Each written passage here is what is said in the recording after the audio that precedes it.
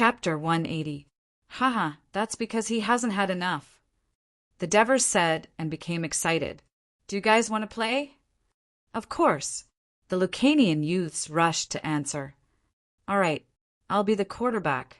Who's willing to form a team with me and challenge the winner of their game? The Devers said loudly. I'm willing. Sesama quickly shouted.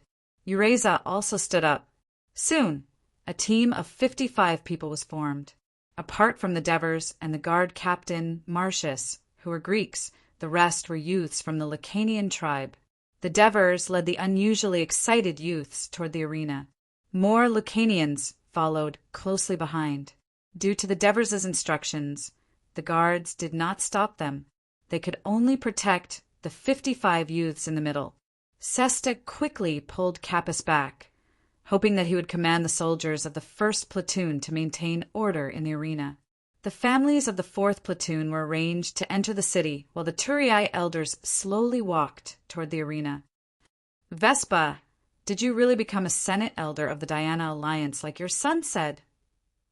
Hegemon looked enviously at Vespa, who was standing among the elders. He was wearing the same clothes as the other elders, and his every movement seemed to have the aura of a big shot. This kind of envious gaze greatly satisfied Vespa's vanity. Hegemon wasn't the only one who reacted this way. Many of his old acquaintances looked at him differently now. It was a mixture of surprise, fear, and respect. It made Vespa feel like he had returned home in glory. This feeling of satisfaction drowned out the guilt he felt for defecting to the enemy. Of course it's true, Vespa answered with certainty. Mimicking the other elders, he shook the sleeve of Bolton's robe, revealing the purple sleeve that symbolized Senate elders.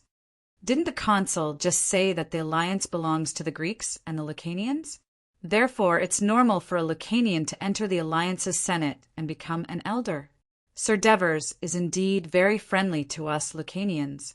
The fact that he was able to gain the recognition of those young people so quickly shows that he truly has no prejudice against us. But Hegemon pointed at the Turin senators in front of him and whispered, their attitude seems to be a little worse. There's nothing we can do about it. They are either Turii or Amendorans, and they have suffered at the hands of the Lucanians, and it is impossible for them to change their attitude in a short time. Lord Devers said, it takes time to change them. Fortunately, the consul is in charge of the alliance. Vespa also said honestly in a low voice, what do you do as an elder of the Senate? Hegemon asked curiously. I propose proposals, pass bills, discuss major events in the alliance, and help the consul come up with solutions. Vespa said with a hint of pride, sometimes I am also in charge of specific matters. For example, I am now in charge of the affairs of the citizens of Lucania and Lucania Municipality. The Senate will first ask for my opinion on any issues related to Lucania, and I can also put forward my own proposals and plans to protect the interests of the Lucanians.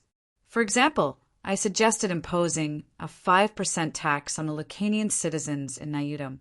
Originally, the Greek citizens in the alliance had to pay 10% for renting their land. It was obvious that Vespa was bragging. When the proposal was passed, he had not yet entered the Senate. Oh, you have done a great thing for us. Hegemon looked at him with admiration, which made Vespa even more proud. Fortunately, he did not forget his main purpose in coming to Naeudum. But the Lucanians only have me and Bagul in the Senate. Bagul may stay in Naeudum in the future, and my power alone is too weak to argue with so many Greek senators to fight for more benefits for the citizens of Lucania. Sigh. Then can the other Lucanians also become Senate senators? This way, we can also help you gain more benefits for the Lucanians. Hegemon asked anxiously. Vespa laughed inwardly. What other Lucanians? Aren't you talking about yourself? What are you pretending for? It's not like I don't know what kind of person you, Hegemon, are. He cleared his throat and said, of course, as long as he can make a great contribution to the alliance, such as getting more Lucaria tribes to join the alliance, getting more support from the Lucanians, being able to complete some difficult tasks in Lucania municipality, and so on, making the Senate feel that he can play a greater role in Lucania's affairs. Then it will be easy to become a senator. Hegemon listened carefully, his eyes flashing with a burning light. In the evening, the Devers and senators listened to Sesta's report at the governor's residence. To this day, there are 2,503 prospective citizens registered at Newdom, of whom 2,201 are Lucarians and 302 Greeks. In those days, there were 627 mixed marriages between Greeks and Lucanians.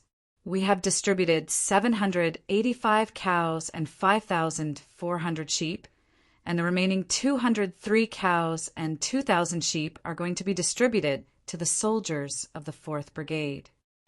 When the assist said this, Bagul immediately expressed his gratitude. Now the small tribes, captives, and slaves in Nayudum have all become prospective citizens of the Alliance. If the 4th Brigade settles here, then there will be a total of 3,455 citizens in Nayudum, including the prospective citizens. As soon as the assists finished speaking, the Devers directly said, I can tell you clearly that the 4th Brigade will settle in Nayudum and become the backbone of stability and defense of Nayudum. This is what the soldiers of the 4th Brigade hope for. As citizens of the Alliance, we will definitely keep Nayudum firmly under control, Bagul solemnly declared. The senators nodded one after another. They were satisfied with this answer. Lord Sesta, Bagul, and assists, you were able to stabilize the situation in Nayudum in such a short time and achieve so many results.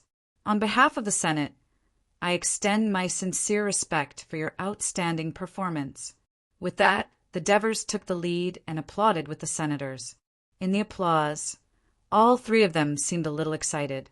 Sesta was excited because he had used his performance to prove to the Devers that his talent was not inferior to the leaders of the expedition to Persia, thus attracting the attention of the consul. Bagul was excited because he and his Lucanian tribe's performance had been recognized by the Greek senators, making it easier for them to integrate into the alliance. And Assists was excited because he had proved to the Devers that he had the ability to work independently. Perhaps the Devers would assign him a more important task next time. In addition, I heard from Bagul that the leaders of the small tribes such as Hemont, Saima, and Ureza are going to send people to the mountains to persuade the tribes that fled into the mountains to come down and join the alliance. In the past 2 days, people from Laos have also come to Nayudum to ask to join the alliance. The assists added, Our cattle and sheep have been distributed. What should we do? Scambras asked hurriedly, These tribes all have livestock.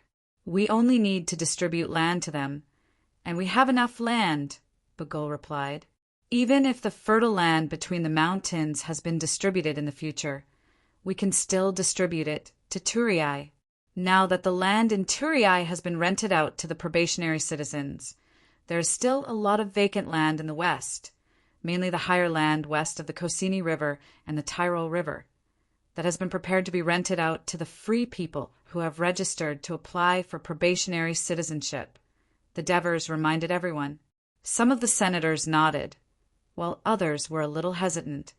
As for the matter of Laos, we have to put it aside for now. We will wait for Avanogis to come and discuss it, the Devers said hesitantly. Will Avanogis come? Massasakas asked uncertainly. He has to come. Protesilaus said loudly. The alliance helped him capture Laos, and he has yet to express his gratitude to us. Now that we have arrived in Newdom, and he still hasn't come, are we supposed to go to Laos as the alliance master? Maybe he doesn't know we are here yet, Sesta put in a good word for Avanogis. Laos has always been in contact with Newdom. With so many of us and such a large force, it is impossible that he has not heard of it. We will know tomorrow if he is coming or not. If he is not coming, then we need to reconsider how much sincerity Laos has towards the alliance. The Devers understood that Sesta, as the governor of Newdom, would still need the help of Laos in the future, but as a consul, The Devers needed to consider the overall situation from a higher position. The Devers' words were met with approval by the senators. Sesta, Bagul, after you settle down the people of Newdom, you have to implement military training. I will ask Felicius to send instructors over to train. Split up the youths of the tribes and try to mix with the Greek citizens. If there are not enough Greeks, mix with the other tribes. We must not let the warriors of the various tribes gather together. Also, hold as many rugby matches as possible. I think the young people of Lucaria like this game very much. Yes, sir. Saima and the others have told me many times that rugby is much more interesting than bullfighting. We Lucanians like this kind of intense sport. Bagul interrupted. Then let them compete, but they must be mixed with Greeks and Lucanians. This will also help the Lucanians learn to speak Greek. Oh, speaking of this, Bagul, you have to think of a way to let the Lucanians of Newdom learn to speak Greek as much as possible. Chapter 181. Then Devers asked the question that all the senators were concerned about. Is there any movement in the Gramentum in the north? On the second day after we captured Newdom, there were Gramentum scouts who entered the fertile mountain ridge. After they were discovered by the soldiers of the 4th Brigade, they quickly escaped, Sesta answered. They knew that Newdom had fallen so quickly. Devers asked in confusion because the Senate had received the war report that no one escaped after Newdom was captured. Sesta saw that there was something wrong with Devers's expression and quickly explained. Bagul and I later analyzed that when we attacked Newdom, there should be people grazing in the mountains. When they saw that the city had fallen, they directly fled to the Gramentum. Since then, the scouts from the Gramentum have not appeared again. We sent Isam's team to investigate, and at the same time we received information from the Lucanian people who ran over from the north. Only then did we know that after the great leader of the Picassus, Sinsing, occupied the Gramentum, the relationship between him and the tribes who had betrayed Lazo was very strained. Those tribes did not listen to Sinsing's orders at all because he did not fulfill the promise he had made to them. Now, both sides each occupy half of the city and are very wary of each other. Perhaps because of this, the Gramentum did not take any action against us for occupying Newdom. The improvement of the situation in the north did not make Devers feel better. On the contrary, he looked solemn and questioned. Why did no one report these things to the Senate in advance? The Senate will not interfere with your governance of Newdom, but we manage the entire alliance. Every accurate intelligence and news will determine the next strategy of the Senate, war or peace with the Gramentum. Do we need to mobilize the entire alliance for war? Wait, do you think that Newdom alone can withstand the attack of the Lucanian army? The Devers' unkind criticism made Sesta unable to lift his head, and Assists felt even more guilty. Originally, he was going to report to the Devers, but Sesta said, "Let's figure out the situation first. Asking the Senate for instructions at every turn makes us look incompetent." Being a young man, he agreed.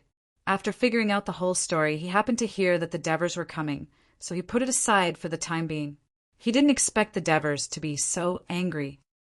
"Lord Sesta, you violated the Senate's order and killed the captives without permission.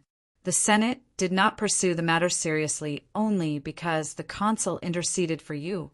Now, you're acting on your own and hiding the news. You're not respecting the Senate. Do you think the Senate won't impeach you just because you have a 2-year term?" Scombras criticized loudly. Then, one by one, the senators expressed their dissatisfaction with Sesta's actions. Sesta's face was red, but he was smart enough to remain silent and did not argue for himself. Of course, the Devers would not let the governor and assistant they recommended, Newdom, continue to be criticized, so they came out to smooth things over. The results you've done are still important. However, I hope that you'll learn from this lesson and keep in touch with the Senate so that we can keep abreast of the situation in the Lucaria region. The Devers said that, but in their hearts, they had already made up their minds. After returning, They would increase the investment in the private intelligence organization that they personally controlled and urge Aristides to expand the scope of his intelligence collection. Is there anything else that we forgot to report? Finally, the Devers reminded them. My lords! With a red face, the assists plucked up his courage and said, The day before yesterday, a family from Lucaria came to complain, saying her daughter married a Greek. After this Greek obtained the status of a probationary citizen and rented the allocated land, he began to mistreat his daughter. He beat and scolded her every day and even said that he wanted a divorce. After our investigation, what he said was basically true. We warned the Greek, saying, if he dares to divorce, we will revoke his citizenship and expel him from the alliance. However, I feel that this is not the only case. I hope this will attract the attention of the Senate. You've done the right thing. However, such a shameless person, I think he should be caned as a warning. Scambras said angrily. Although he did not like the Lucaria people, he disliked the people who exploit loopholes in the law and play petty tricks even more. It seems that we need to investigate the living conditions of the freedmen after they marry Turii women. Also, we need to amend the marriage bill that was previously promulgated and add additional requirements, such as no divorce within 5 or 8 years. Otherwise, said the Devers thoughtfully. His words received the approval of the senators, and they discussed amending the marriage bill. That night, after everyone left, the assist sincerely admitted his mistake to the Devers alone. The Devers did not criticize him, but praised him for his performance in Newdom that exceeded his expectations, and hoped that he would continue to play a greater role in Newdom, and that he would stick to his own views and not be swayed by the opinions of others. The next morning, the expectations of the Dionia senators did not fall short. Laus Avenogis drove a large number of cattle and sheep, loaded with animal furs, jewelry, mainly amber, traded from Massilia, and 10 talent silver as a token of appreciation from Laus for Dionia's help. This time, the Dionia senators did not complain, and immediately held a simple but grand banquet for the arrival of Avenogis. The banquet was held in the governor's residence in Newdom. The Devers and the Senate senators present, including Sesta and Bagul, were all present, while on Laus's side, only Avenogis and his 17-year-old son Henipolis. The banquet for the father and son was arranged at the seat on the left of the Devers. Avenogis was about 40 years old, stocky, and looked more like a Lucarian than a Greek. He looked simple and honest, and although he was wearing a Greek bolton, his behavior was not very natural, and it seemed that he had rarely worn it before. His son, on the other hand, was weak and delicate, and his clothes fluttered in the wind, very much like a Greek noble young master. Although the Devers were very young, Avenogis was very respectful to them. When he followed the Devers into the living room, he was always half a step behind and always used honorifics when he spoke. As soon as Henipolis sat down, he asked directly, I heard that the Greeks hold banquets while lying down. Why is this different? Avenogis immediately winked at him, and Scambras opposite him smiled and said, Young man, you know the Greek way of life very well. Of course, I'm a Greek. Henipolis responded bluntly. Perhaps because he was a little rude. Avenogis patted him lightly. Our Alliance's hospital has researched that eating while lying down is not conducive to the absorption of food, and it's easy to get fat. In fact, it was Devers who instructed helps to do the research, and then spread it to the patients who came to see the doctor. Eating while sitting down can smoothly reach the stomach, which is good for health. For old people like me, this is very important. Of course, we have to choose the right way to eat, Scambras said with a smile. Due to Greek tradition, the elderly were always very tolerant of young, handsome boys.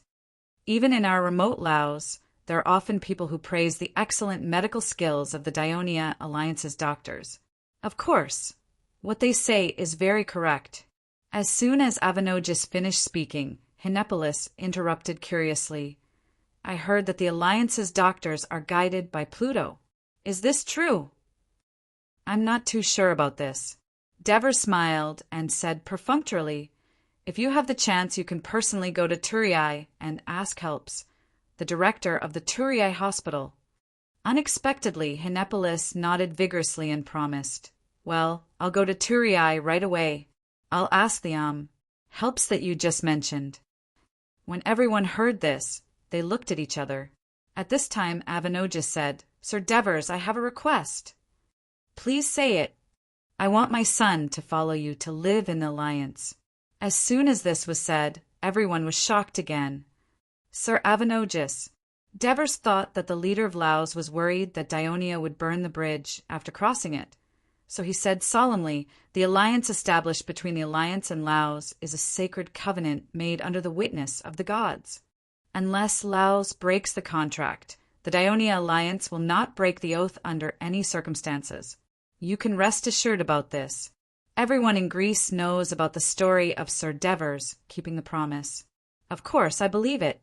I'm not worried about the covenant, but—" Avenogis smiled bitterly, sigh. "My child has been weak and sickly since he was a child. At the beginning of this year, he almost went to see Aussie because of a high fever. Then he went to hell. I heard that the Alliance's medical skills are excellent, and my son has been yearning for Greek culture since he was a child. Therefore, my decision is actually adding trouble to the Alliance, but as a father, I hope the Alliance can agree to my request." Avenogis said so sincerely that after the Devers and the elders exchanged glances, they also made a decision. "In this case, on behalf of the Alliance, I welcome Hinepolis to Turiai as a long-term guest. Also, give him the best care in medical and education so that he can live a healthy and happy life in the Alliance, so that he can return to Laos in the future and inherit your family business. Sir Avenogis, because he is your only son." Chapter 182. Avenogis touched his son's head lovingly.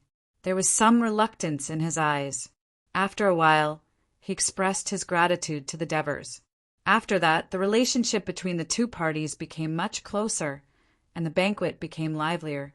After toasting a few glasses of wine, Avenogis said loudly, "Sir Devers, we, Laos, are prepared to implement a lifelong governor system like the Alliance. Is that okay?" The elders were slightly surprised, but the Devers looked calm. He smiled and said, "Our covenant clearly states that the Alliance will not interfere with the internal affairs of any Alliance city-states. We only ask the Alliance to advance and retreat together in military affairs, to maintain unity in diplomacy, and to strengthen economic exchanges." Avenogis was overjoyed, but he heard the Devers say, "But—" He began to feel nervous again. "I have a small suggestion for Laos. I hope you can always ensure the stability of the city. Otherwise, if there is a riot and you can't solve it, we will have to send troops to help you restore order in Laos City. Sending troops to war is a hard and costly thing, don't you think?" The Devers said, half-jokingly, and the elders echoed. Avenogis was relieved. In fact, he did not want to be a lifelong governor at all. The people of Laos were not used to the Greek system of government. He just wanted to be the great leader of Laos City. However, to prevent the Dionia Alliance from thinking that Laos was a native town, he chose to be a lifelong governor because he felt that the position was very similar to that of a great leader. At this moment, he said happily, "I am very honored to be an ally of the Dionia Alliance. I promise Sir Devers and the elders that I, Avenogis, will do my best to ensure the stability of Laos City, and will always be the best ally of the Dionia Alliance." Good. Everyone praised in unison. "I want to dance for the respected Sir Devers and the elders to express my most sincere gratitude." Avenogis was also interested in the applause. He drank the wine in his glass and strode to the center of the hall. With the help of the wine, he began to shake his shoulders and spin in circles, singing loudly. The high mountain, that was the residence of Asanu. At the foot of the mountain, we graze cattle and sheep. A beautiful girl flashed in the forest. The happy figure was like a jumping deer, drawing my gaze. Vespa and Bagul began to sing along loudly. Although the Devers and the other elders did not understand what they were singing, they still hummed along to the beat.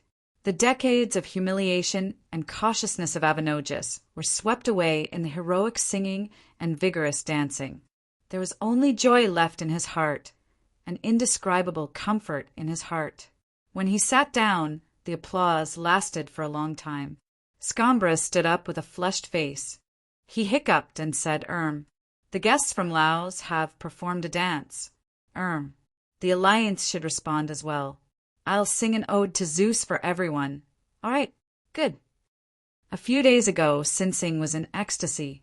He had defeated Luoso, the son of Acapuru, and occupied the city of Grimentum. With 2 big cities, he could become the new overlord of Lucania. But a series of events that followed made him realize that it was not easy to replace Acapuru, because he was reluctant to distribute most of the seized property of the Acapuru tribe to the tribe that betrayed Luoso, and even more reluctant to divide most of the land owned by the Acapuru tribe to the tribe of Grimentum. On the one hand, he was stingy, and on the other hand, the tribe of Picassus that followed him also needed to be rewarded. Of course, he could distinguish who was close and who was distant. His breaking of the contract naturally aroused the anger of the Grimentum tribe. They united to occupy the North City, refused Sinsing's men to enter the area under their control, and threatened to drive Sinsing out of Grimentum. Sinsing was furious. He was already confident that he was the master of both Picassus and Grimentum. How could he allow anyone to damage his dignity? Under his orders, the warriors of Picassus had already fought several small battles with the tribes of Grimentum in the city. At the same time, he once again used tricks to try to break up the tribes that united against him by bribing them, but he failed because none of the Grimentum leaders were willing to believe his promises. Sinsing was racking his brains to think of a way to deal with these Grimentum tribes that betrayed him when worse news came. Nudum had been seized. He immediately urgently asked the Lucanian herdsmen who had fled to Grimentum. When he heard that they all said they saw countless Greek soldiers enter the city of Nudum, Sinsing was so shocked that he could not recover for a long time. He could hardly believe the fact that Nudum had been captured by the Greeks. How was this possible?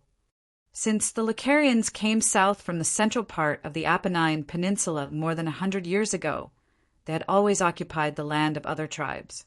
There had never been a record of a large city being captured by other tribes. With a skeptical attitude, Sinsing sent spies to investigate. Although the northern part of Nudum was heavily guarded, the Lucarians were, after all, a herding and hunting race. The spies sneaked into the mountains under Nudum's control and obtained accurate information from the Nudum people who grazed in the mountains.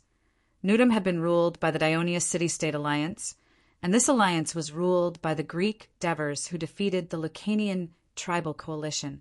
When Sinsing heard this news, it was as if he had been struck by lightning.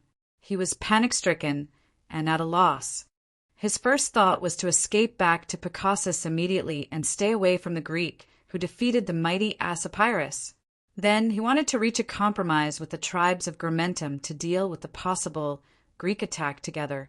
However, the tribes of Grimentum, who were in a weak position, thought that this was a great opportunity to force Sinsing to give in.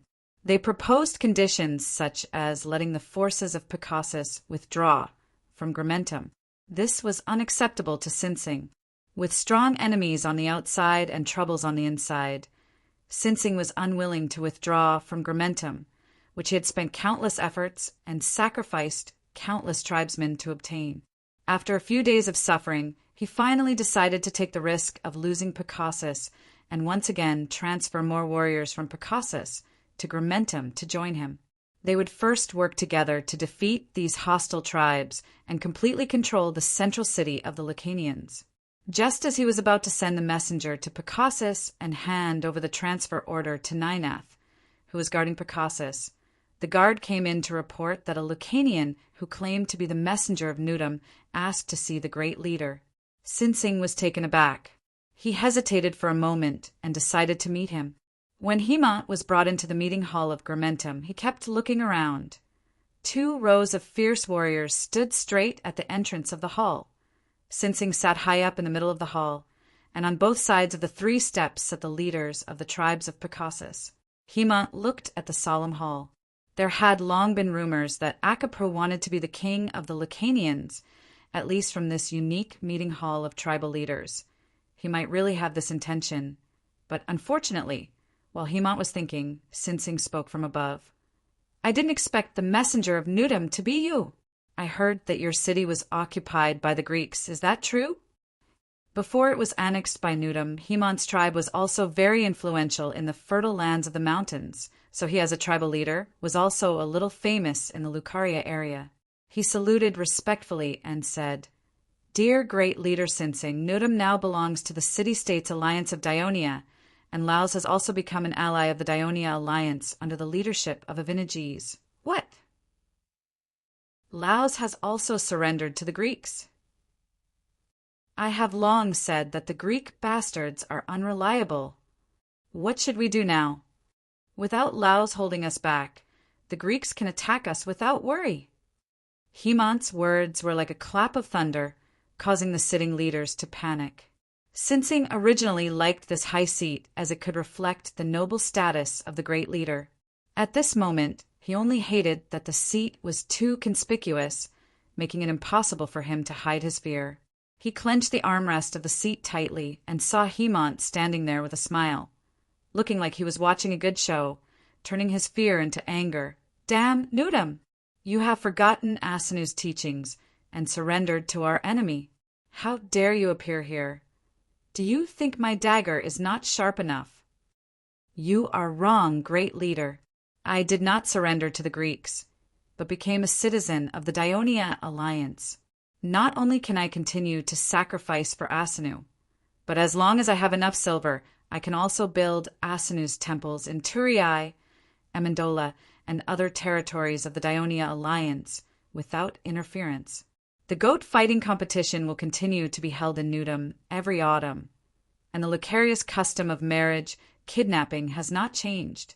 The Lucarians of Nudum and I have voluntarily become citizens of the Dionia Alliance, but we are still Lucarians, but we have more freedom, more land, cattle, and sheep, and we only have to pay very little tax. Hemont proudly and loudly proclaimed the benefits of becoming a citizen of the Dionia Alliance. The leaders and warriors in the hall were in disbelief. Can the Greeks be so good to us Lucarians? Chapter 183. Shut up. Drag this Lucanian traitor away. Chop him up and feed him to the dogs. Sinsing yelled angrily. He could not allow Hemont to preach the benefits of the Greeks here. This might destroy the morale of his people. Kill me? Great. The consul and Devers of Dionia are the most protective. When you attacked his camp, he annihilated the Lucanian Alliance army. Since the people of Croton invaded his territory, he would capture all of them and turn them into captives. If you kill a citizen of the Dioria Alliance, believe it or not, the army of the Dioria Alliance will come to the city of Grimentum tomorrow. Hemont shouted fearlessly, allowing the soldiers to hold his hands. Sinsing's face twitched a few times. He changed his words and said, Get him out of here! Hemont laughed in his heart. He had long heard that the great leader of Picassus was a coward who bullied the weak and feared the strong. Sure enough, if it was Akapiro, he would not have dared to volunteer himself to die. Don't you want to hear the good news I bring? Sinsing's hand stopped in the air. What good news? The leaders asked anxiously. Hemont pushed the guards away and said loudly, As the envoy of the Dioria Alliance, I was appointed by the Senate to discuss the possibility of peace with Grimentum and Pixius. Sinsing was shocked when he heard this. The Greeks won't attack us. That's great. We don't have to give up Grimentum. We can't trust the Greeks. If they want peace, why occupy Nudum? There was a sense of relief in the heated debate between the leaders. Stupid Picassus people, have you forgotten the old saying of us Lucanians? You are not afraid of the wolves when you have a big stick in your hand. Hemont laughed. If the Dioria Alliance didn't occupy Nudum, would you be willing to sit down and negotiate with them?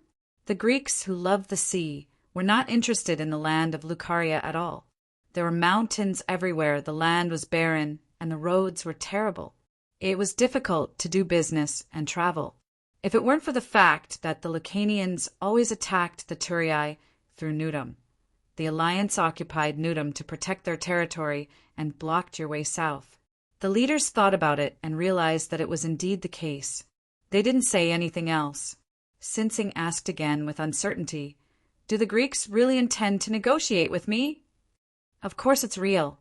Otherwise, why would I be here?" Hegemon said angrily.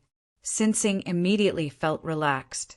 He leaned back in his chair and said, "Is it because Nudum is still in chaos and you're afraid that I'll take the opportunity to attack?" "Great leader, aren't you saying it the other way around?"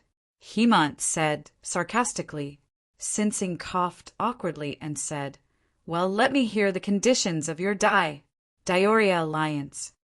Both sides had the will to make peace, so naturally the negotiations went smoothly. A day later, the agreement was reached. The city-state alliance of Dionia, Picassus, and Grimentum were separated by the narrow road between the two rivers. The two sides could not invade each other, and the two sides could open a market at the junction. The Dionia alliance could not support the enemies of Picassus.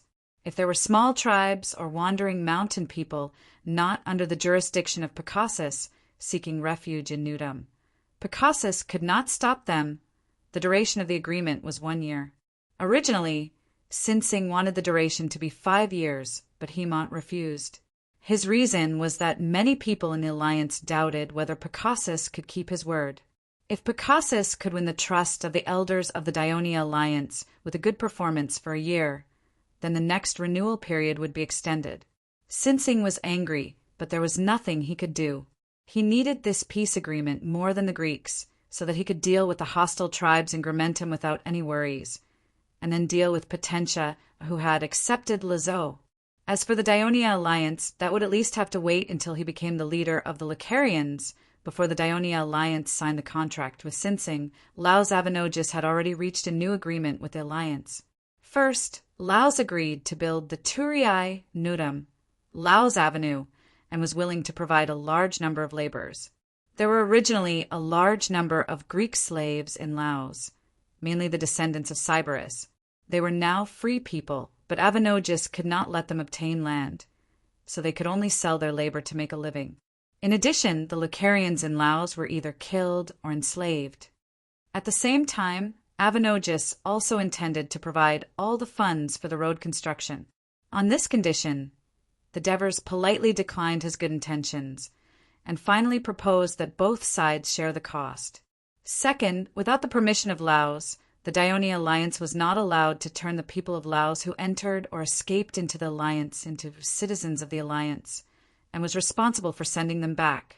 At the southernmost tip of the Peloponnesus Peninsula, there was a land called Lacedaemon in ancient times, and now it was called Lagania. This land was surrounded by some natural barriers, with the east and south facing the sea. In the north stood the dark and terrible mountains, and in the west lay the desolate and tall Tegidos mountains. Its 5 peaks, which stood like sharp claws, were often covered with snow even in the hot summer. The small plains protected by these dangerous terrains were run through from north to south by the muddy and rapid Eurotas River. At the mouth of the river, in the red rocks on the promontory cliff, was the tomb of Helen, who had once dazzled Greece and caused the 10 years of Trojan War. Along the river, to the middle of the river, there was a city without walls called Sparta. It was a rather rustic city. Although it seemed to cover a large area, except for the temple, the other buildings were low and simple. However, it had a kind of quiet and peace unique to the countryside, without the noise of the vendors in the market or the frolicking of the actors. In the morning, people in the city got up early. The helots went to the fields to work, the housewives stayed at home to take care of the house, and the men went out to participate in military training, and some participated in political affairs. The Council of Elders and the Overwatch Council were the 2 most powerful institutions in Sparta. On this day, both institutions were dealing with the affairs of Asia Minor at the same time. For the powerful Overwatch Council, Tiburone's arrogant words to Cleitharps in Ephesus were destined to be a joke. The evidence of his malfeasance was conclusive, and the emissary of the Asia Minor alliance was still in Sparta, waiting for the result of the trial. No one dared to intercede for him, and he almost had no chance to defend himself. He was fined and sentenced, banished. At this point, Tiburon would be driven out of Sparta. In the Council of Elders, except for King Arsus, who was seriously ill and could not be present, so he entrusted his brother Aeneas to attend on his behalf. The other 29 elders arrived on time. First, they discussed the aftermath of the city-state of Elis. The city-state of Elis was located near the Olympia area of the Peloponnesus Peninsula. It had always been supported by Sparta, which was why it was able to win the right to host the Olympia from another city-state, Pisa. Unexpectedly, during the Peloponnesus War, it turned to Athens, and the year before last, it also stopped King Arsus of Sparta, who went to the Olympia to offer sacrifices to the temple of Zeus because of the Delphic oracle. These things finally angered the people of Sparta. 6 years after Athens surrendered, they declared war on Elis and sent King Arsus, who had been humiliated, to lead an army to invade Elis. If it wasn't for the earthquake, which made Arsus think that it was not a good omen and take the initiative to withdraw, then the war would have ended at the beginning of the year. Under the urging of the censor, a few months later, Arsus led his troops to successfully invade the territory of Elis again. They burned, looted, destroyed fields and buildings, and captured a large number of livestock and slaves. Finally, they arrived at Elis. This city, which was also not protected by walls, trembled under the threat of Sparta's powerful force. The people rioted because of fear. In the end, although the riots were suppressed, the power of the city-state of Elis was greatly damaged. Arsus did not take the opportunity to attack the city of Elis. After all, it was an ancient Greek city-state. As the host of the Olympia, it enjoyed a reputation among the Greek city-states. Arsus withdrew his troops and returned to his country. Not long after, he fell ill. After a discussion, the elders agreed that if Elis did not want to be attacked by Sparta again next year, it would definitely come to peace talks. Sparta had to force Elis to allow towns such as Phrygia, Epitalion, and Epitalion to become independent from Sparta. This would further weaken Elis so that it would no longer have the ability to resist Sparta. If Elis agreed, then Sparta would also allow it to have the right to host the Olympia and the jurisdiction over the temple of Zeus at the Olympia. The reason why the elders of Sparta were unwilling to return the right to host the Olympia and the jurisdiction over the temple of Zeus to Pisa, because the Olympia and the temple of Zeus were originally within Pisa's territory, was because they believed that Pisa had always held a grudge against Sparta ever since the Olympia area was separated from Pisa's territory by Sparta 100 years ago. Moreover, Pisa and Sparta's mortal enemy, Argos, had always been on good terms. After dealing with the matter of Elis, Elder Lysander stood up and said, "Elders, I believe everyone has read the report that Callissippus sent from Ephesus. The Overwatch Council hopes that we can come up with a solution as soon as possible." One of the elders muttered with dissatisfaction, "The Overwatch Council is too overbearing now. They're actually ordering us around." No one present seemed to have heard it. Only King Pausanias said coldly, "That's because of Lysander's support." Chapter 184. The meeting hall suddenly fell into a cold silence. The elders all knew that the relationship between Pausanias and Lysander was strained. Elder Theopetius coughed twice and asked, "Why haven't I heard of this Tua alliance mentioned in the report?" It's a newly established alliance. Its full name is the Turiae Alliance of Armandalara. Lysander's explanation confused the elders, who rarely paid attention to the Western Mediterranean. Lysander had obviously done some research and reminded them, "Do you still remember the Turiae emissary who came to Sparta to ask for help a year ago?" "Yes, I remember. We rejected his request at that time." Elder Lysippus nodded and said, "But we gave the Turiae the right to recruit mercenaries in the Greek city-states of the Eastern Mediterranean. For a city-state that once supported Athens and even sent troops to participate in the war. If it wasn't for the fact that it was invaded by the natives, we showed the generosity and mercy of Sparta out of the morality of being fellow Greeks. Otherwise—" "That's right," the other elders echoed. It was this Turiai emissary who received permission from our council of elders to go to Byzantium and recruit some of the mercenaries who just returned from the Persia expedition. It was these mercenaries who helped the Turiai defeat the natives and recapture Armandalara that was occupied by the natives. In the end, these mercenaries became citizens of Armandalara. Their leader is called Devers, and he even became a lifetime archon of Armandalara. When Lysander said this, Agesilaus shouted in surprise.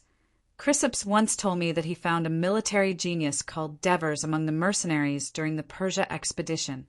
He wanted to apply to the Council of Elders to let this Devers become an honored guest of Sparta and give him land to settle in Laconia for our use. Is he talking about this person? Military genius. Elder Theopides sneered. Isn't it ridiculous to talk about military geniuses in front of us, Sparta? We, the people of Sparta, know that there are no geniuses in battle. Only those who grow up from a young age, go through tough training, and gain a wealth of experience. Every citizen of Sparta can become an excellent commander when they're old enough. Elder Lysippus said proudly. You're right. The 45-year-old Agesilaus said humbly. Lysander looked at him and continued. Not long after, we all knew that the Crotone occupied Turin and burned the city. It was this Devers who led the Amendrians to attack the Crotone's army at night and captured them. After that, the Turin and Amendrian formed an alliance. The Devers were still the life consul, so Crotone was defeated by these mercenaries. It seems like these Devers are quite capable, an elder exclaimed. The life consul of 2 cities. I'm afraid this Devers is very ambitious. He wants to be the tyrant of Greece, like Dionysius. Lysippus reminded the crowd. It's obvious. These mercenaries who settled in Greece wanted the mercenaries who fought together with them to come to Greece to help them. That's why they sent someone to Ephesus to incite the mercenaries to escape. Theopides said loudly. Challisthorps's report didn't mention that anyone was secretly stirring up trouble. Perhaps it's just because these mercenaries heard the news from Greece, another elder said, hoping that everyone wouldn't take the matter too seriously. Then why didn't we, Sparta, hear the news? It's obviously the doing of someone with ulterior motives. Theopides retorted. Even though Lysander and Theopides didn't like each other very much, Lysander said, as long as these 2 incidents are related, if we, Sparta, say that it's the doing of the Tulip League, then it must be it. That's right. That's how we, Sparta, do things. Lysander's strong opinion was approved by the elders, led by Lysippus. Pausanias thought to himself, Lysander, who's known for being anti-tradition, has the cheek to say that he wants to carry out Sparta's tradition. But he remained silent and didn't object. After the debate ended, the culprit was found. Everyone's opinion on how to punish the Tulip League was almost unanimous. Send someone to condemn the Tulip League, ask them to compensate for Sparta's losses, and ask them to send back the mercenaries who escaped to the Tulip League. Lysander added, since the Devers of the Tulip League are good at commanding battles, let them lead troops to join Decyrdas's army and fight against Persia. Agreed. Take it as their punishment for disrupting our Sparta's battle in Asia Minor. Theopides and the elders agreed. The elders spoke one after another, deciding the fate of the Tua alliance. At this moment, Agesilaus asked, what if the Tulip League rejects our request? How dare they? That means war with Sparta. As soon as Theopides finished a sentence, he felt that something was wrong. Pausanias immediately continued, we have to deal with Persia and defend the Peloponnesus Peninsula at the same time. We have to be ready to attack city-states like Elis who are dissatisfied with Sparta. I'm afraid we won't have the energy to send troops to Greece. That's right. Greece and Sparta have always had a good relationship. We've never sent troops to Greece. If the city-states there are dissatisfied with us, we'll lose more than we gain. Another elder said, are we going to tolerate the Tulip League trampling on Sparta's dignity? Theopides shouted angrily, don't worry, everyone. We still don't know how the Tulip League will react to this. Even if they reject us and we can't send troops, don't we still have Syracuse? Lysander said with a smile. His words reminded the elders that Sparta supported Syracuse, even ignoring the fact that Dionysius was a tyrant. They hoped that there would be a strong nation that could be friendly with Sparta and act according to Sparta's wishes in the western Mediterranean Sea, a place that Sparta had yet to reach. Therefore, the elders stopped dwelling on this issue and started discussing the candidate for the Tulip League.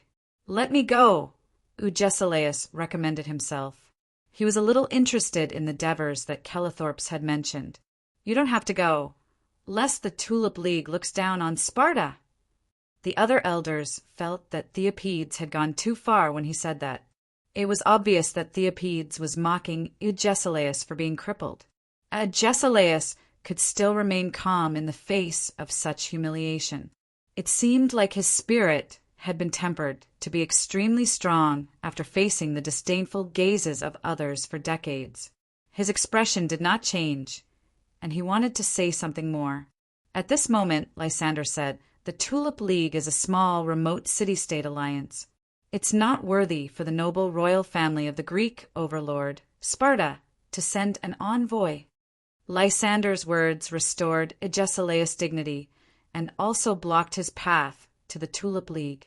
"I suggest that Phoebidas be the envoy," Lysander continued. After that, an elder exclaimed, "Phoebidas?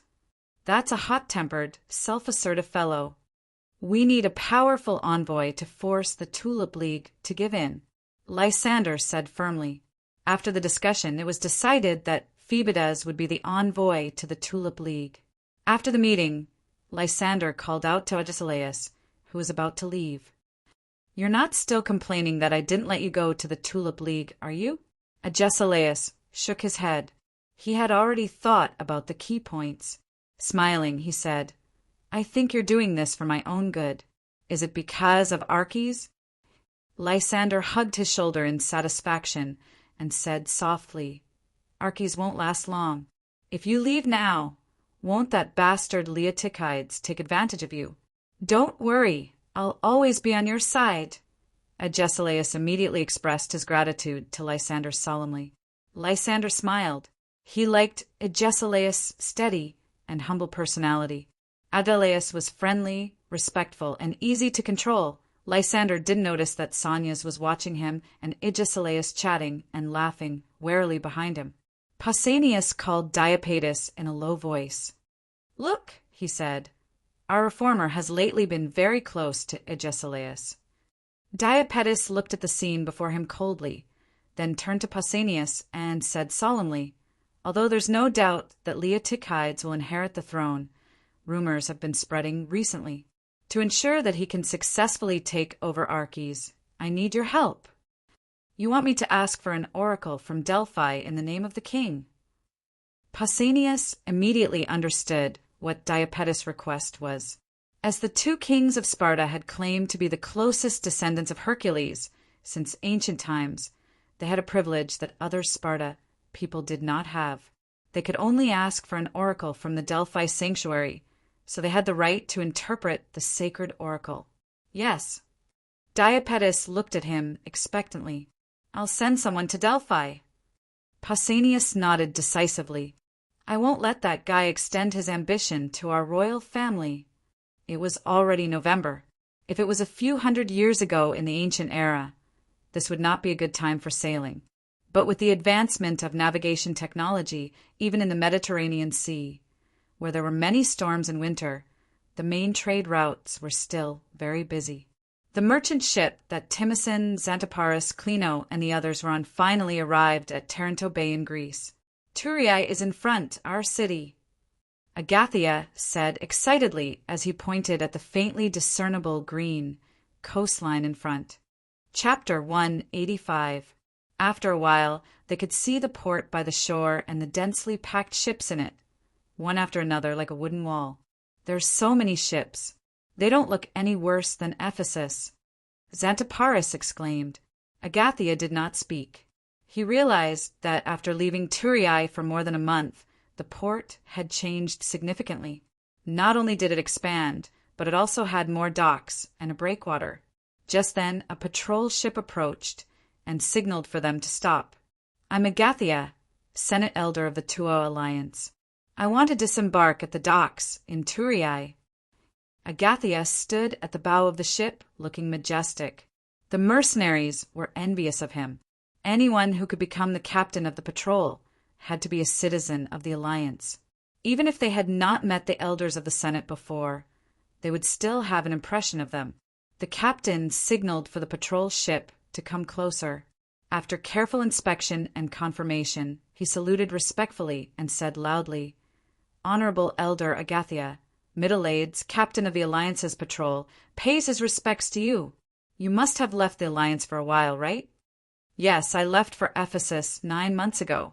I've only just returned."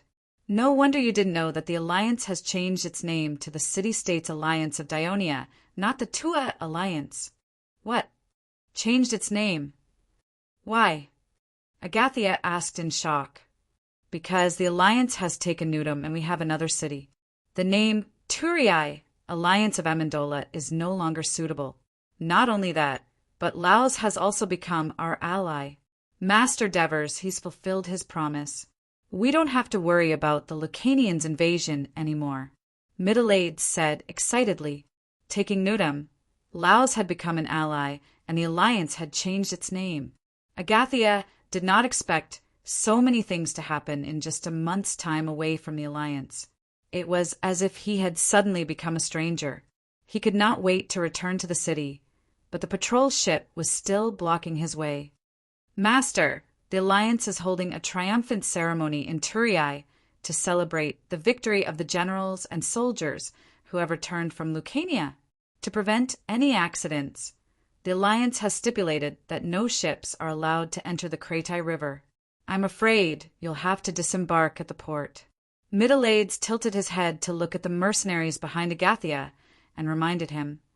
In addition, the Alliance has also stipulated that only Alliance citizens, preparatory citizens, and invited VIPs can enter the city to watch the ceremony. Foreigners and free citizens can only watch from outside the city. This is for safety. Although Agathia was disappointed, he knew that the Alliance had their reasons. He forced a smile and said, "Thank you. I'll get off the ship at the port right away." "Has the triumphal parade already begun?" "I don't think so. You should be able to make it in time." As soon as the patrol boat left, the mercenaries swarmed over and surrounded Agathia. "Agathia, you didn't lie to us. You really became a noble of the city. Dear Lord Agathia, when can we be like you?" "Congratulations to the Dionia Alliance for capturing another city. Agathia, how powerful is the Dionia Alliance in Greece now?" Agathia's vanity was greatly satisfied when he saw the envious and surprised gazes. He answered Timosin's question proudly. "I've told you before that the Alliance has Turii, Amendola, and now Nudum. We also have 2 affiliated city-states, Laos and Castellan. These are real big cities with subordinate towns and villages, especially Turii. Its land area is no smaller than Attica in Athens, but it's much more fertile. Besides, the Alliance has a lot of surplus land, but we lack people to farm it. As long as we have enough citizens, we'll definitely be unparalleled in Greece. Then what are we waiting for? Let's go see the Devers." The mercenaries shouted anxiously. The merchant ship entered the port according to the navigator's instructions and docked at the pier. As soon as they left the pier, they were stopped by the patrol team. It turned out that Timosin and the mercenaries had exchanged their loot for money. They carried their armors, shields, and spears on their backs. The patrol team thought that the dozens of mercenaries were armed, especially when the triumphal parade was about to begin. Even with Agathia's identity as a Senate senator, they were still required to deposit their weapons. Otherwise, they could not enter the Alliance's territory. The mercenaries had no choice but to put their weapons back on the merchant ship. Faced with the mercenaries' complaints, Agathia had to explain, "There are very few citizens in the Alliance now, and there are too many freedmen and foreigners coming into the Alliance. There are often fights and disturbances. This is for the safety of the Alliance." Some of the mercenaries were still complaining, but leaders like Timizan, Creano, Xanthoparis, and the others were silent. They were used to being free and undisciplined. So Agathia reminded them many times along the way, when you arrive at the Union, you must abide by the rules and don't cause trouble, because the laws of the Union are very strict. Most of the mercenaries who followed Agathia were mercenary leaders and officers. They were relatively well-behaved. Before, they did not take Agathia's word seriously. Now, their excitement was doused with cold water. They realized that even Agathia, a Senate senator of the Alliance, did not make a difference. One could imagine how serious the people here were when they carried out their tasks. But in fact, they had forgotten that they were mercenaries. For a long time, even if they were recruited in other cities, they would not be allowed to enter the city. The port had indeed changed a lot. Not only had it expanded, but there were also more docks, more houses, and a city wall with soldiers patrolling it. Agathia and his group had to pass through the checkpoint under the city wall before they could enter the Alliance's territory. The guard at the checkpoint questioned them carefully and registered them before they were allowed to pass. Timizan frowned and said, "Agathia, you have strict requirements here. It's better for us to follow you, but I'm afraid it'll be troublesome for our brothers who will come later." "It's okay, I'll come here every day to pick them up," Agathia said straightforwardly. 3,000 people was not a small number. They all expressed their willingness to come with Agathia to welcome their other companions. Turias Market was on the other side of the city wall. It had also expanded a lot. There were also a few more buildings beside the market. A weapon shop, a cloth shop, a vehicle repair shop, a boat and rigging workshop, a gold and silver workshop, a pack beast rental shop, a bakery, a hotel, a restaurant. But the market that was supposed to be bustling with noise and excitement now seemed a little deserted. Agathia and his group went around the market and came to the side of the road. Dozens of drivers surrounded them. "Are you going to see the triumphal parade? It's about to start. Take the carriage. You can still make it in time." The coachman tried to persuade him one after another. 1 opal was cheap. Although the market was only a few miles away from Turii, the mercenaries were willing to experience the feeling of riding in a carriage. Galloping on the flat road, the carriage was fast and steady. While they were still intoxicated by the pleasure of this speed, a loud noise came from the front. There was a sea of people in front of Turii, cheering thunderously. Only one voice resounded, "They're here! They're here!" To the west of Turii, facing the warm morning sun, a long golden dragon was marching toward them. The drivers stopped driving. There were too many people to squeeze to the front, but they could still see the crowd from the carriage. The flag bearer who walked at the front of the troop was the bravest and most outstanding soldier in this expedition. Lazaru did not expect to receive this honor, and his usually stiff face was smiling from ear to ear. When they were about to reach the crowd, he straightened his chest again and raised the army flag high up. Cheers, exclamations, and praises gathered together and rushed toward him. It was like a miracle drug that filled his body with energy. Timizan squinted and saw the majestic bronze statue of Hades holding a double strand at the top of the flag. It reminded him of the rumor that Devers were the favored ones of Hades. Looking at the 4 golden words, First Army, and the 4 golden stars embroidered on the flag, Timizan and his men could not help but feel a little lost as they listened to Agathia's explanation. After the flag bearer, there was another flag. Under the statue of the Grim Reaper with its wings spread, there were 8 golden words embroidered on the flag. 2nd Brigade, 1st Company. Originally, the 4th Brigade should have been the one with the most military service, but considering the perception of the people, Devers gave the honor of being the first to enter the city to the 2nd Brigade, 1st Company. After all, they had also worked hard and performed a lot of meritorious service. Just based on the meritorious service of guarding Rahi Fortress, no one would object. As compensation, the Devers gave the honor of being the army's flag bearer to the Licarians. The soldiers marched with their heads held high and entered the crowd, enjoying the cheers of the people.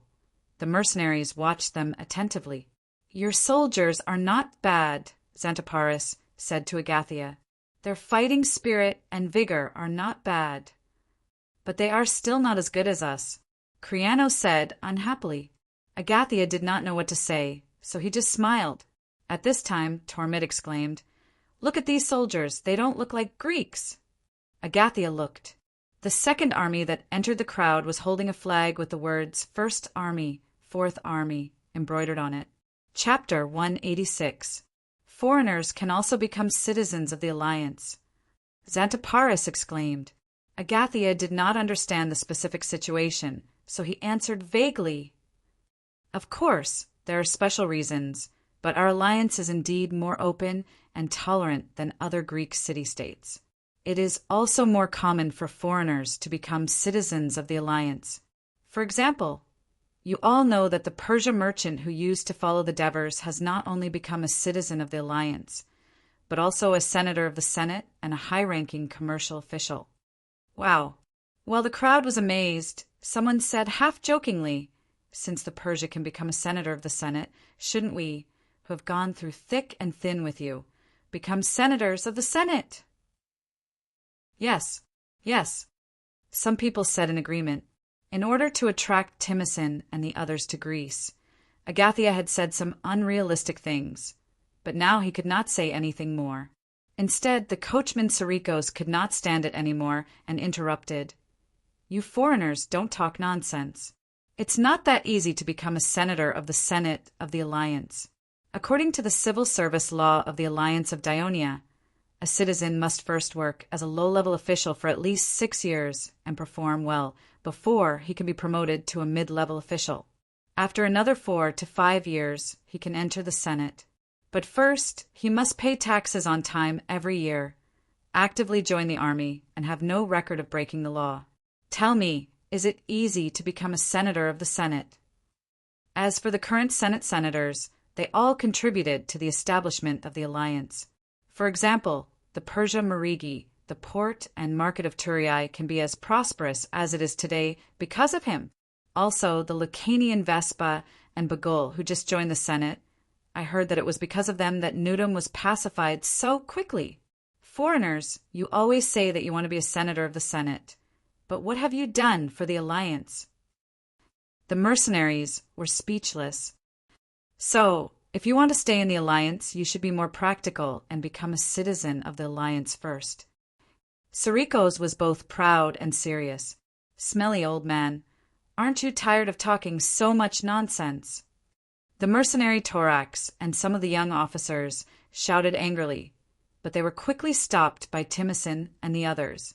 However, they had already angered the coachman, and they immediately shouted for the mercenaries to get off the carriage. Some of the mercenaries could not stand it anymore, and the two sides began to argue. Agathia mediated in the middle, and Sorius also tried to persuade his companions. With the help of Timicin, Xanthoparis, and the others, the two sides finally reached an agreement. This almost attracted the interference of the patrols who maintained order outside the city. Sarikos and the coachman collected their fare and drove the carriage away from the mercenaries. Looking at the strong backs of these mercenaries, Sarikos said to the others worriedly, "If these people stay in Turiai for too long, I'm afraid the patrols will have a headache." At this moment, Timicin asked Agathia in a low voice, "Is it that difficult to become a senator of the Dionia Alliance Senate?" Agathia nodded silently. "If we knew that you would have such a status today, we would have followed you to the Byzantine Empire." Xanthoparis sighed and said, "This is all the goddess of fortune's arrangement. We can't do anything about it. Let's be more optimistic. We don't have to become a senator of the Senate.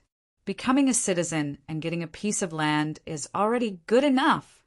Then we would rather be free in Asia Minor. We don't have to come to this remote place and be restricted by so many things. Don't you think so, Agathia?" Creano said angrily. Agathia felt awkward and didn't know how to respond. The group of mercenaries looked at the parade with different thoughts in their minds.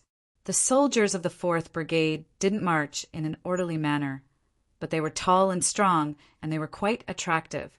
It was the first time these Lucaria people from the mountains received cheers and praises in front of the public. They threw away their usual inferiority complex and restraint as foreigners to the back of their minds. They were all unusually excited, and some even waved at the onlookers. After the 1,000-strong 4th Battalion passed by, a dozen or so carts followed closely behind. The carts were filled with gold and silver utensils, statues, jewels, coins, and so on seized by the troops from Nudum and Laos. The carts were filled with dazzling light. The crowd was even more shocked. If the carts weren't guarded by powerful soldiers, some of them would have walked up and grabbed a handful of them. Wars didn't just bring death, they also brought wealth. The Devers showed the Senate and the people of the Dionia Alliance in the most direct way. Do you have to give all your spoils to the Alliance? Timicin asked curiously. Agathia answered, only a small portion will be given to the soldiers, and most of it will be given to the national treasury. No one is allowed to keep it for themselves. Without the spoils, there's no excitement in the battle. Who would want to fight to the death? Criano said unhappily.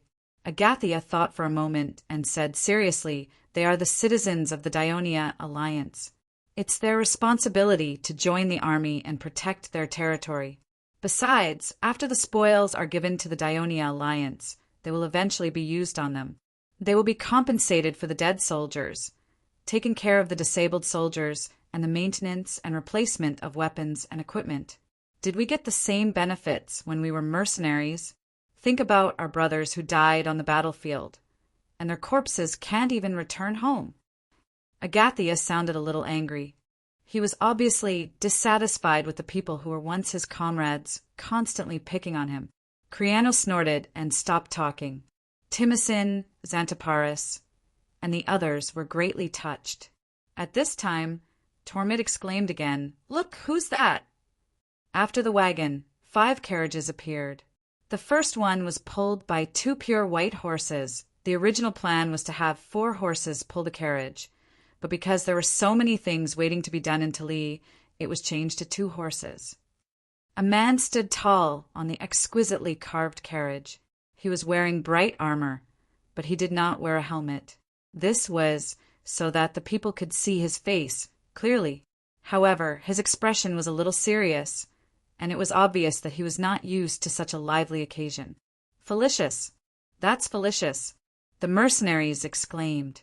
The people were shouting his name too and cheered, "Felicius, the hero of the Dionia Alliance. You defeated the Lucanians." Felicius, who was surrounded by 3 layers of people, couldn't see his former comrade. Facing the sincere gratitude of the people, he finally squeezed out a smile and waved his arms.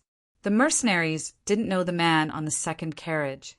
After Agathia introduced him, they learned that he was Dracos, the commander of the 2nd Brigade of the Alliance's 1st Legion. He used to be a mercenary, and he participated in all the battles after the Devers arrived in Greece. That was how he got his current position. The person on the 3rd carriage made the mercenaries exclaim again, "Hieronymus!" Many people had laughed at Hieronymus, who had been replaced as the leader by Xenophon. Some people even looked down on him for following the Devers in the Byzantine Empire. They thought that he gave up his dignity to follow a young man who was less experienced and qualified than him. Now, this man who they looked down on was standing on the carriage. Although his expression was as serious as a wooden statue, the cheers of the people didn't decrease at all.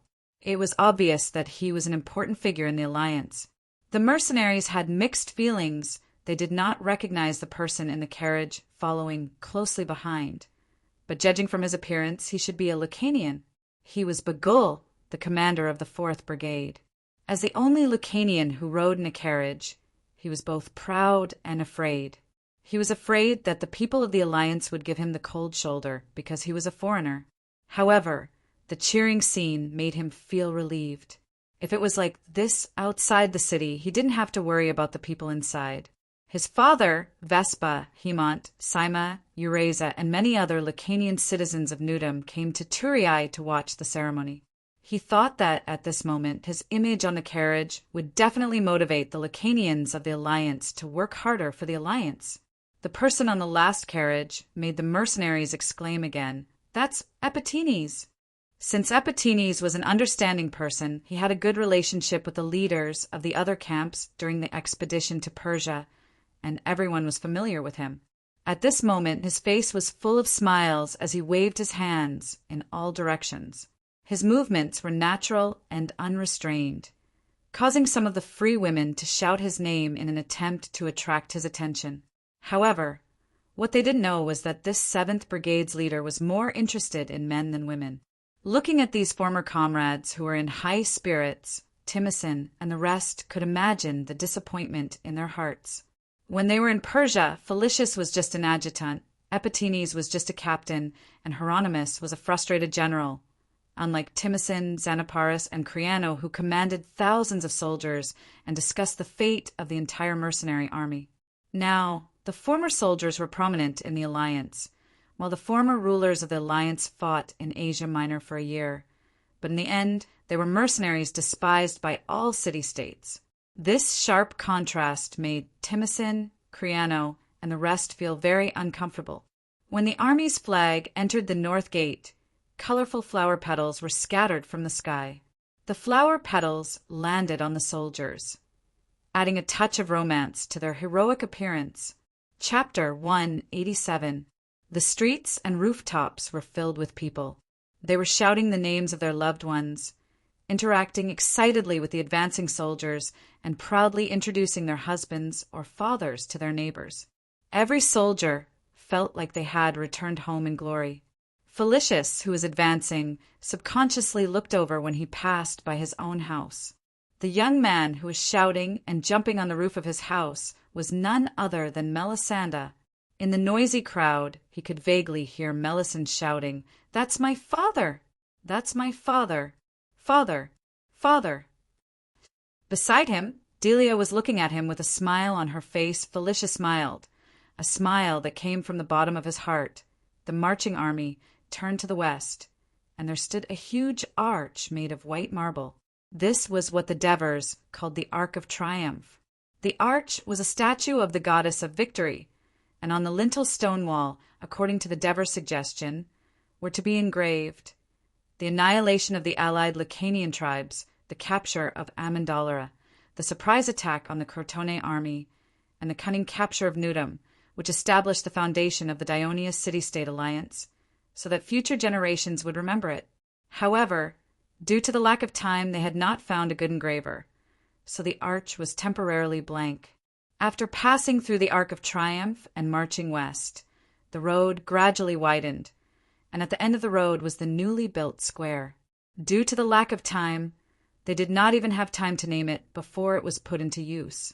Lism, who was holding the military flag, quickened his pace because he could vaguely see dozens of white figures on the platform of the square. According to his prior instructions, he knew that they were his respected Consul Devers and the senators of the Senate. They were waiting for their arrival. "They're here! They're here!" Henipolis shouted excitedly, "Be quiet, son." Avenogis held down the restless Henipolis and said to the Devers, "Sir, thank you for taking care of Henipolis during this period." After Henipolis arrived in Turiai, the Devers did not arrange for him to stay in a hotel, but let him stay in their house. Henipolis is very sensible. He also loves to learn. His teacher, Ansatanos, liked him very much, and after he came, my house became a lot livelier, Devers said with a smile. In the past 2 days, Avenogis had learned from Henipolis that the Devers had taken good care of his son. He was not a person who would talk about gratitude. He secretly decided to repay the Devers' kindness when he had the chance in the future. So he changed the topic. "Sir, your warriors are here." They are not only warriors of the Alliance, but also warriors of our Alliance. They protect the safety of the entire Alliance, Devers said with a smile. The Chief General of Castellan, Amicus, nodded in agreement. As members of the Dionia alliance, the higher-ups of Castellan and Laos were certainly invited to watch the ceremony, and they all gladly participated. At this moment, seeing the long line of troops marching towards them in the distance, they did not feel that the Dionia alliance was showing off its strength, because the Dionia alliance, as the leader of the alliance, would not be like Athens of the Delian alliance, desperately exploiting the other allies and demanding tribute, nor would it be like Sparta of the Peloponnesus alliance, arbitrarily meddling in the internal affairs of the other allies. As for sending troops to participate in the war, it was the duty of the city-states of the alliance, but it was a sign of equality. Therefore, the stronger the Dionia alliance was, the safer they felt as an alliance. Devers looked at the troops walking towards the square, and his thoughts ran wild. The reason why he did not let the generals walk at the front like in Rome in his previous life, but let the soldiers take the lead, was because he wanted to cultivate the soldiers' sense of honor and show the alliance's concept of equality, which would greatly improve the morale of the troops. Secondly, he wanted to reduce the influence of the victorious generals on the people, so as to prevent accidents from happening in the long run. For this reason, he also placed Felicius in the most inconspicuous position of the troops, and at the same time let the captains enjoy the honor of riding in the carriages. This was also for this purpose. Even so, for the soldiers, this novel celebration of victory, which had never been held in a Greek city-state, was a great honor. The bronze trumpets sounded, and the war drums sounded. The soldiers began to enter the square. Oh, I can't believe it. The one walking at the front is Lazaro. Which Lazaro? The famous hunter in Bagul's tribe. Look, he's actually walking at the front, walking in front of the Greeks. The alliance really has no prejudice against us Lucarians. Look, Bagul. Bagul is sitting in the carriage. I'm so envious.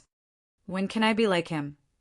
In the crowd on one side of the square, Sima, Eurasa, Hemont, and the other Lucanians who rushed over from Nudum were shouting and dancing excitedly. Of course, it was impossible for Bagul to see them in the dense crowd.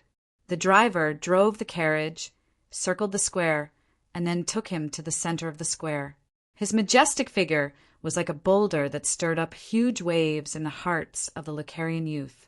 A warrior should enjoy such glory like him. When the drums and trumpets stopped, the square was silent. The soldiers looked up at the alliance governor standing on the platform in front of them. The Devers took a step forward and said loudly, "Warriors of the alliance, in the past 20 long days, you have left your loved ones and rushed to the unfamiliar mountains. You have fought tenaciously against the ferocious enemies and seized Nudum. At the same time, you have helped the alliance to recover Laos and solve the problem of Turii being attacked by enemies from the mountains for many years.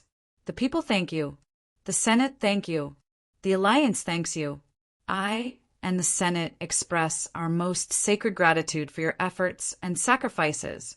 As he said that, he took the lead and solemnly bowed to the soldiers in front of him with the senators behind him. The square was instantly boiling. Victory! Victory! Victory! The soldiers cheered excitedly. It is because of your efforts that the Alliance of Dionia is officially established.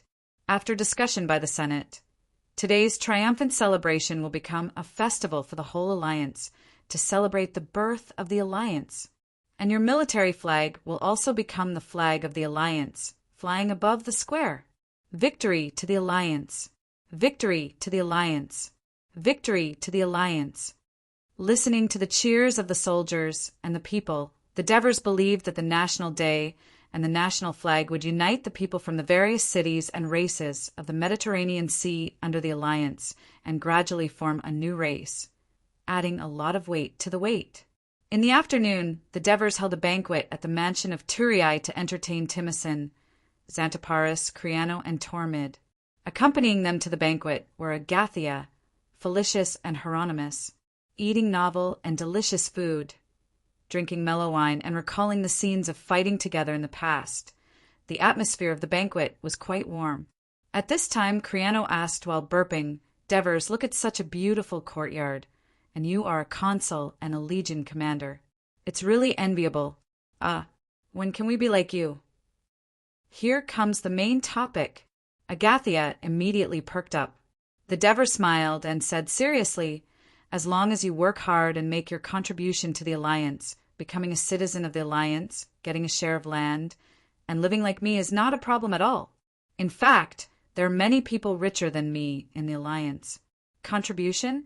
What kind of contribution? I heard that it takes 5 years to become an official citizen of the Alliance, let alone to become a member of the Senate. That's even more difficult. Criano complained. That's right, that's the law of the Alliance. All foreigners and free people follow this law, no exceptions. The Devers said, calmly but firmly. But Criano pretended to be drunk and pointed at Agathia. He said loudly, Agathia didn't say that to us in Ephesus. He said, as long as we come to Greece, we will soon become citizens and get land, and even become a member of the Senate. It's because of what he said that we came to this faraway place. Now you're telling me that it will take another 5 years to achieve all this? Isn't this a lie? I heard that the Lucarian soldiers on the Triumph Parade were slaves half a year ago, but they became citizens half a year later. Their leader even became a member of the Senate. Are you telling me that we are inferior to the natives? The atmosphere in the living room suddenly froze. Agathia clenched his fists angrily. In order to attract Timothy and the others, he did say something to tempt them, but it was not as exaggerated as what Criano had said. He wanted to refute, but under such circumstances, it would undoubtedly make the atmosphere even more tense. Agathia was hesitating. Felicius wanted to say something, but stopped himself. Hieronymus frowned and looked at the Devers. On the other side, Timothy, Xanthoparis, and Tormid continued eating as if they did not hear anything. They pricked up their ears secretly. The Devers' expression did not change. He cast a comforting gaze at Agathia and said slowly, Criano, don't be anxious. Sit down and listen to me. Criano vented his anger, but it was as if he had hit a wet cotton cloth. It did not seem to have any effect. He sat down resentfully. Tell me the truth. Why do some people want 5 years, while others only want half a year? It's all about benefits. Divers looked at the mercenary leaders and said in a serious tone, because the Lucarians can help the Alliance pacify Nudum, and they can even help the Alliance conquer more of Lucania's territory. Not to mention, they have already contributed a lot to the Alliance. The road that you came from was built by them, and the army of Crotone was defeated by them. They are also actively learning Greek, understanding and abiding by the laws of the Alliance.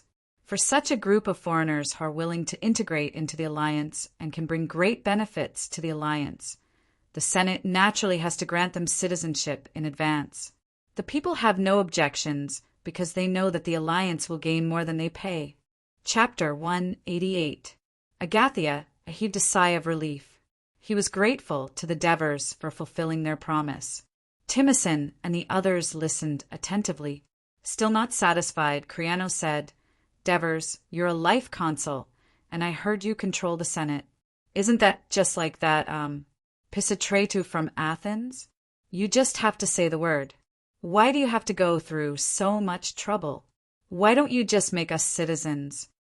Criano, that's too much. Felicius yelled. The Devers waved his hand, signaling that it was fine. He continued patiently. You're trying to say I'm a tyrant, aren't you? Criano realized that his words were too harsh. After all, the Devers were no longer the Devers he used to discuss matters with. He lowered his head and did not dare to respond. I won't say anything else. I'll just tell you the truth. The mercenaries I brought with me are only 1,000 from the Alliance.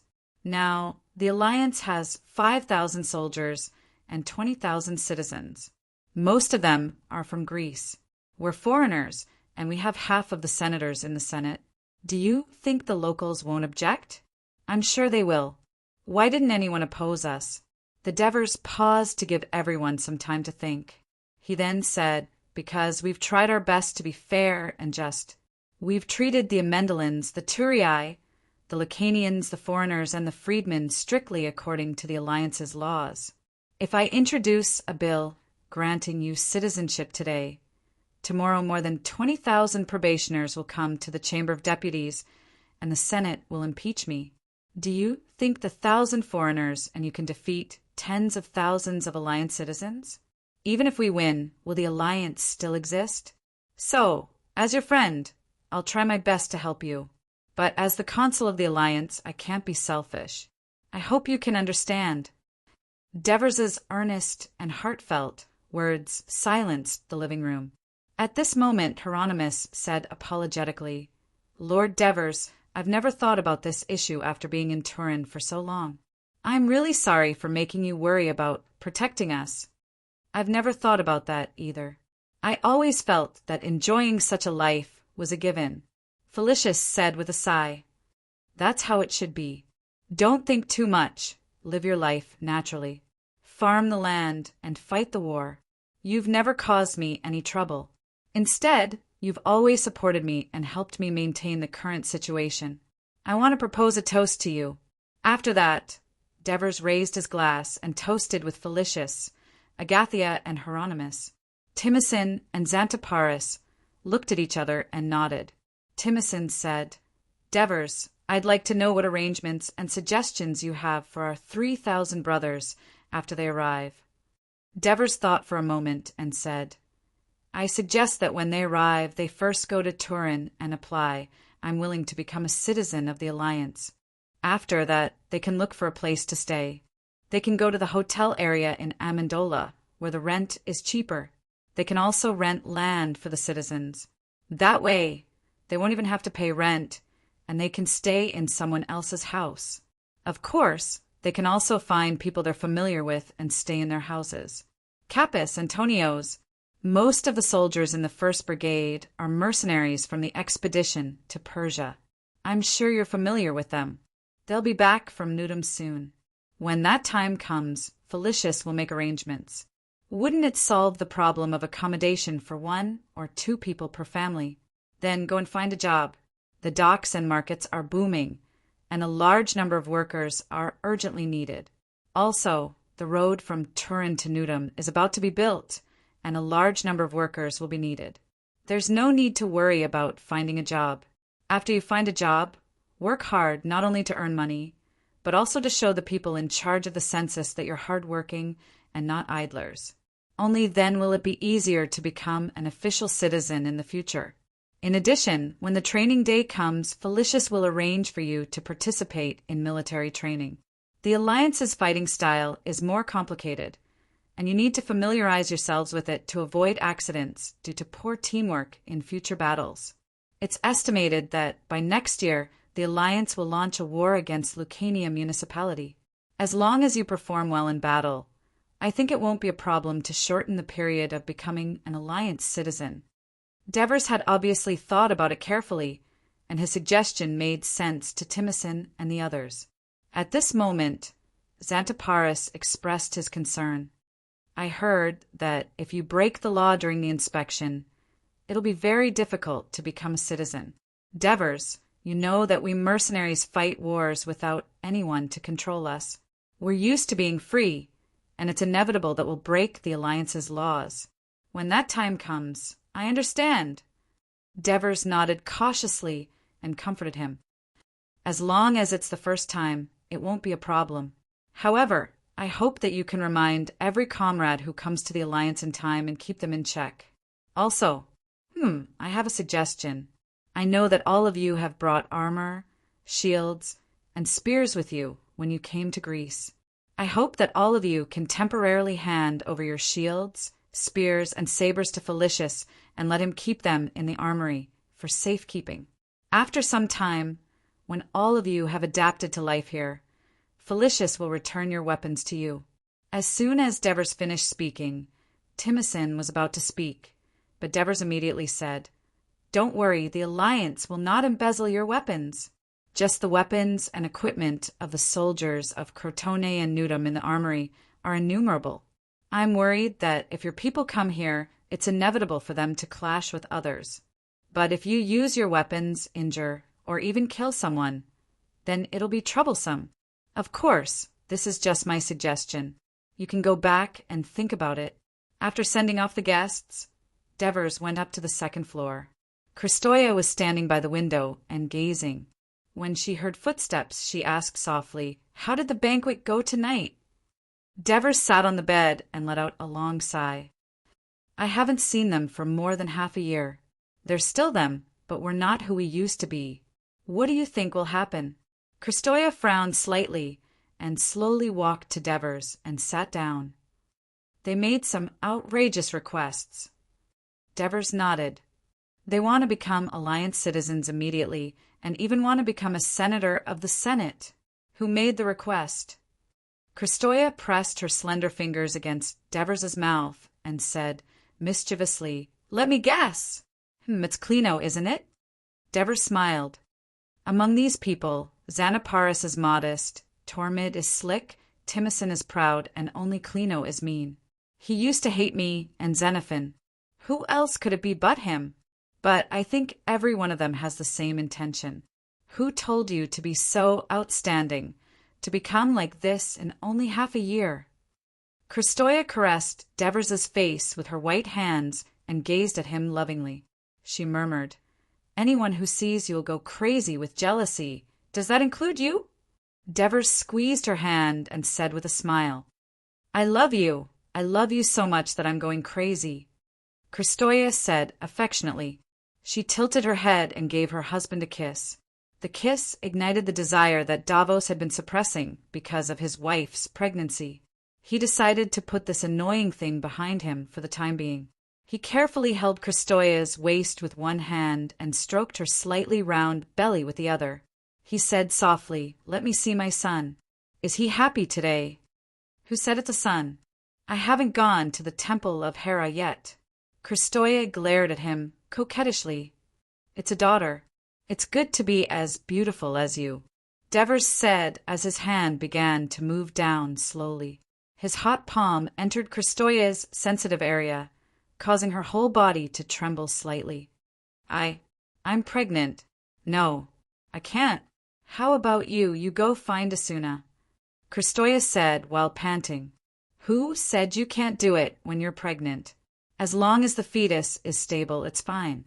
I'm Herp's teacher. I have the final say," Devers said softly from behind her. His hot breath touched Kristoya's slender, white neck. His strong breath filled Kristoya's nose. Listening to his flirtatious words, Kristoya felt her whole body heat up. She glanced at him with her seductive eyes. Finally, she couldn't help but place her arms on the bed table lightly. Devers immediately took off her clothes for her. Perhaps it was because of her pregnancy. Kristoya's body was obviously more plump than before. Devers's breathing also became rapid. But he gently licked Kristoya's smooth skin. "Did you all hear that? Devers asked us to farm, to repair the road. I've done nothing but killing people for the past 10 years. Repair the road, my ass. He also wants us to hand over our weapons. Aren't we being bullied by them?"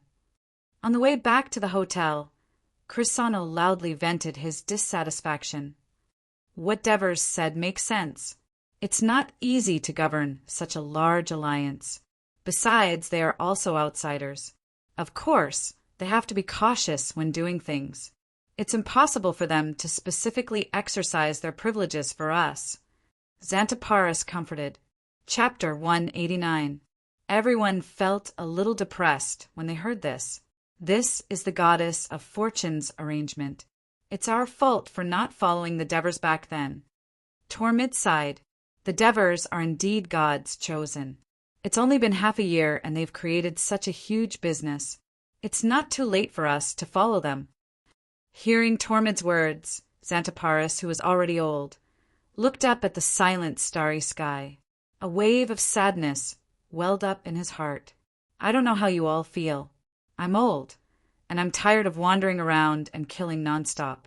I'm afraid there won't be a tomorrow after today. It's not bad to settle down here. After saying this, everyone fell silent. All right, everyone. Don't think about the future. Think about how to smoothly pick up your other companions and stop them from causing trouble. Otherwise, we'll be in trouble. Timicin reminded everyone worriedly. Timoson's worries were confirmed the next morning.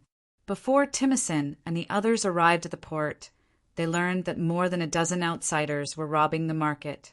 They even had a conflict with the managers who rushed over and injured some people. They were only arrested when the market patrol team, a total of 50 people a team, arrived. Timoson rushed over to take a look. It was indeed their mercenaries. In the end, they invited Agathia, who compensated them and made a promise. The mercenaries who committed the crime were sentenced to a month of labor. Only then did the matter come to an end. To prevent such a thing from happening again, Timoson and the others rented a house at the port and waited there. Even so, conflicts began to increase every day. Most of them were related to these mercenaries. Some elders even proposed to expel these mercenaries from the alliance and restore peace to the alliance. In the end, Agathia, Antonio, Capys, and the others objected, but it still put some pressure on the Devers. Time passed quickly. At the end of November, the shipyard in Inanalis was completed. The Devers and the other elders came to congratulate the shipyard and placed in order 3 three-decker or warships. The establishment of the Dionysian fleet as soon as possible had been put on the agenda by the Senate to protect the increasingly prosperous ports and maritime trade of the Dionia alliance. At the same time, it was necessary to change the awkward fact that the Dionia alliance did not have a fleet and was even weaker than its two allies. At the beginning of December, the Assembly Hall of the Senate of Turiae was completed. Finally, the sad history of the senators having to travel to Amendola whenever they had an important meeting came to an end. It was a waste of energy and secrecy, and the coachmen took advantage of them. At the same time, the Turiae-Castellan Avenue was completed on land, except for the bridge over the Kratai River, which was still under construction. The Turiae Arena Plaza was about to be completed. Just as the good news came from all the construction sites, a small cargo ship with a big symbol embroidered on its sail entered Greece's Taranto Bay. When the passing ships saw the symbol, they took the initiative to make way for it. Phoebides, the Sparta general who had just turned 30, took it for granted. He ordered the helmsman to steer straight to the port of Turiae without any hesitation. In the western Mediterranean, Sparta had the most dealings with Syracuse, so it knew something about Sicily. Most of the Spartans didn't know much about Greece. Apart from seeing athletes from the Greek city-states during the sports meet, they didn't have much contact with them.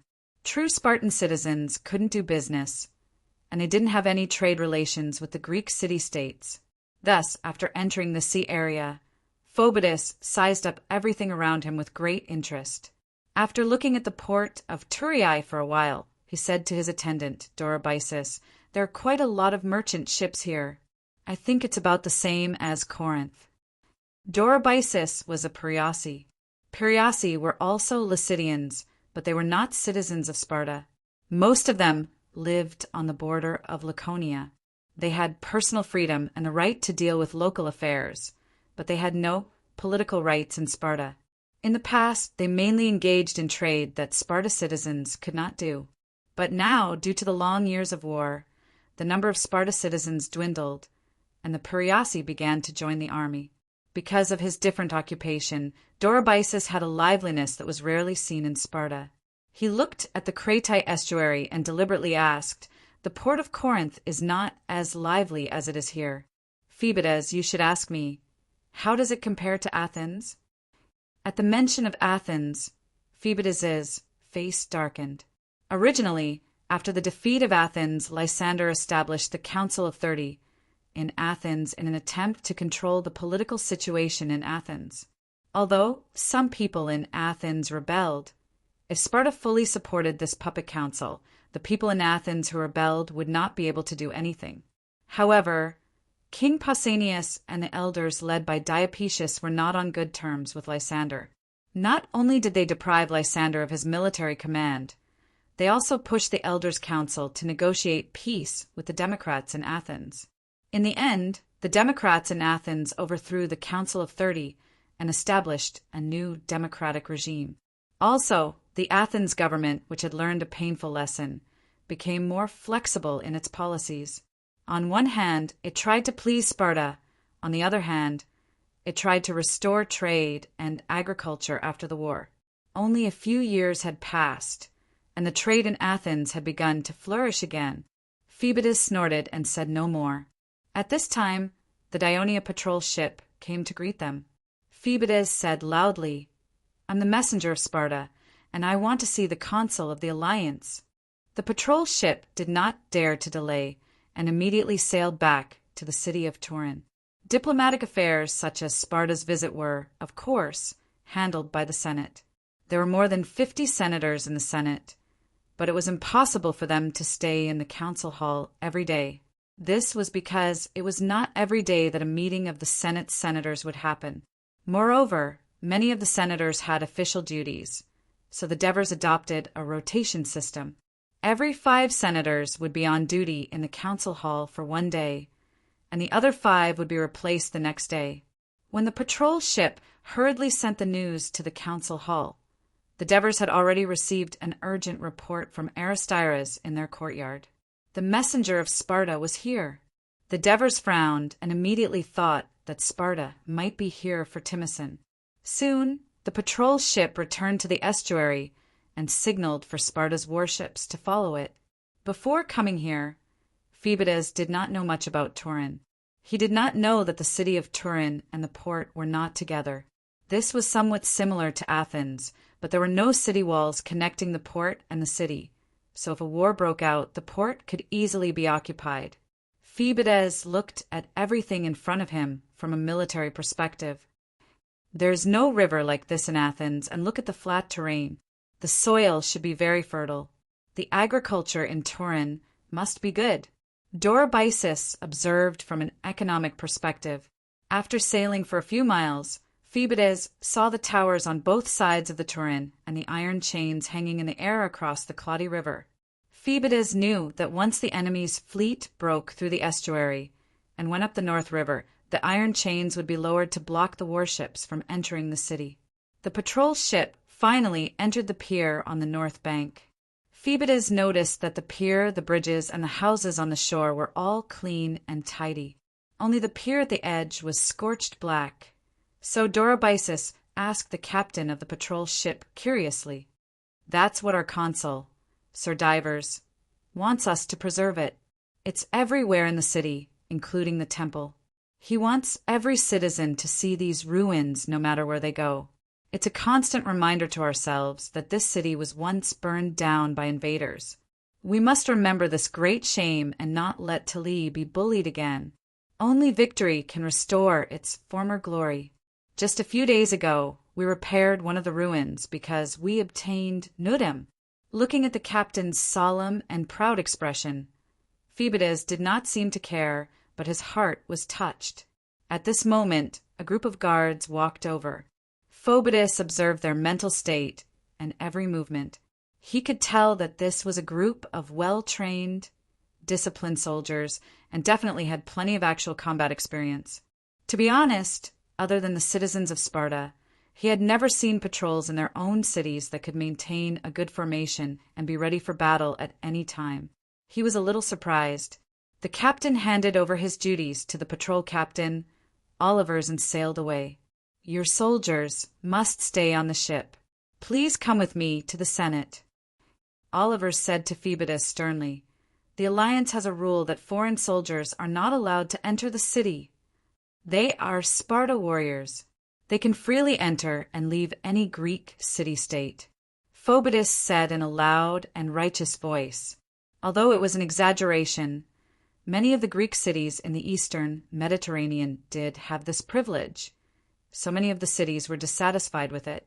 Olivers looked at him and said disapprovingly, "I know who you are. I don't care what you do in other cities, but as long as you step on the land of the city alliance of Dionia, you must obey our laws." Phoebidas was extremely angry, but the patrol captain, Olivers, did not give in. He had a firm expression that said, "Either you obey the alliance's rules, or you leave the alliance's territory." In the end, Dorobysus compromised and allowed the Sparta warriors to change into civilian clothes before they were allowed to pass. Chapter 190. Generally speaking, The most impressive buildings in a Greek city-state were temples, arenas, theaters, and other large buildings. At this moment, Phoebides and his entourage had yet to see many large buildings, but they were already impressed by the meticulous design and clean city. Phoebides had been to Athens, a city famous for the Mediterranean Sea. Although prosperous, it was noisy and dirty.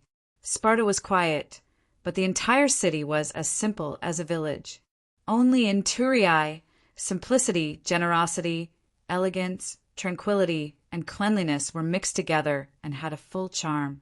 Dorobysus could not help but ask, who was the designer of this city? Heraclides, the disciple of Hippotamos. Oliver saw the surprised look on their faces and answered loudly. "Oh, Hippotamos!" Dorobysus exclaimed. The name was not unfamiliar to the Sparta people, because he was the one who designed and built the Piraeus harbor. It had created a lot of wealth for Athens, and Sparta had gone through a lot of trouble to seize it back then.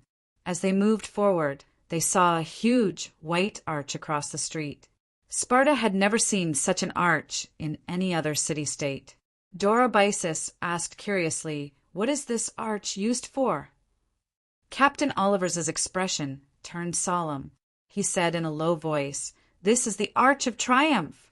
The victorious generals and soldiers will march through this arch to receive the greetings and cheers of the archons, senate elders, and the citizens of the alliance. There was a triumphal parade not long ago. Because we seized Nudum, the scene was really... Sigh, it's a pity that our first brigade will have to wait for the next time." Phoebides did not look at Oliver's regretful expression. He and the few Sparta warriors behind him looked up at the giant arch, shock and envy in their eyes. As a warrior, wasn't the greatest wish to win the cheers of their own city-state after defeating the enemy? That would make them feel that their blood and sacrifice were sacred and meaningful. But in the Greek polis, where democracy prevailed, this was hardly the case. The Democrats believed that this would give the generals too much prestige and lead to dictatorship. Even though Sparta was founded on military might, the old elders would never allow the young and bloodthirsty Sparta warriors to get out of control. Lysander was the best example. And now, a colonial city-state in the remote western Mediterranean outside the Greek mainland actually did this, and will continue to do so. Phoebides had mixed feelings. He did not want to talk to the patrol captain before, but now he asked, "How often do you have military training? Why are you asking this?" Captain Oliver's expression was serious. He thought for a moment and said, "But there's no harm in telling you. Our alliance citizens train once every 7 days during the busy farming season. Now that it's the slack season, we train once every 2 to 3 days, and we train for an entire day each time." Such frequent military training had already surpassed most of the Greek city-states. No wonder these soldiers looked well-trained. This was also a city-state that valued military strength. Phoebides had a hunch that it would be difficult to achieve his purpose of coming here. Passing through the wide and flat Victory Square, after the triumphal procession, the newly built square finally had its own name. Since the main function of the square was to gather troops before the battle and hold the triumphal procession after the battle, the name Victory was well deserved. Phoebides entered the grand Thurii Senate chamber. The chamber was so large that it could probably accommodate thousands of people. Therefore, the dozens of members of the Senate, sitting in the front row, looked very inconspicuous. Seeing Phoebides coming in, all the senators stood up and applauded him. They also bowed respectfully to show their respect for Sparta. This finally made Phoebides feel a sense of satisfaction. The young man in the lead said, "Welcome, envoy of Sparta from afar. What prompted you to come to the Ionia alliance?" This must be the military genius that the young archon of the Dionysian alliance mentioned by Chrysippus. Perhaps the Arch of Triumph was also his handiwork. Phoebides looked at him with sharp and aggressive eyes. The Devers did not avoid his gaze. They also looked back at him with deep eyes, as if they wanted to see through his intentions. In the eyes of the Devers, this Sparta man was wearing a bright scarlet cloak. He had long hair that was unusual for ordinary Greeks. His rough face not only had scars, but he also had arrogance that despised everything. The Devers, who had a deeper understanding of this era, now felt that the envoy in front of them was the normal appearance of the Sparta people when facing outsiders. Callisops was an exception. The two men faced each other and stared at each other coldly. The atmosphere suddenly became tense. Cunegurata coughed twice, trying to break the tense atmosphere. Phoebidas spoke. He went straight to the point and said, "I'm here on behalf of Sparta to denounce the Dionia alliance." As soon as he said this, the elders were in an uproar.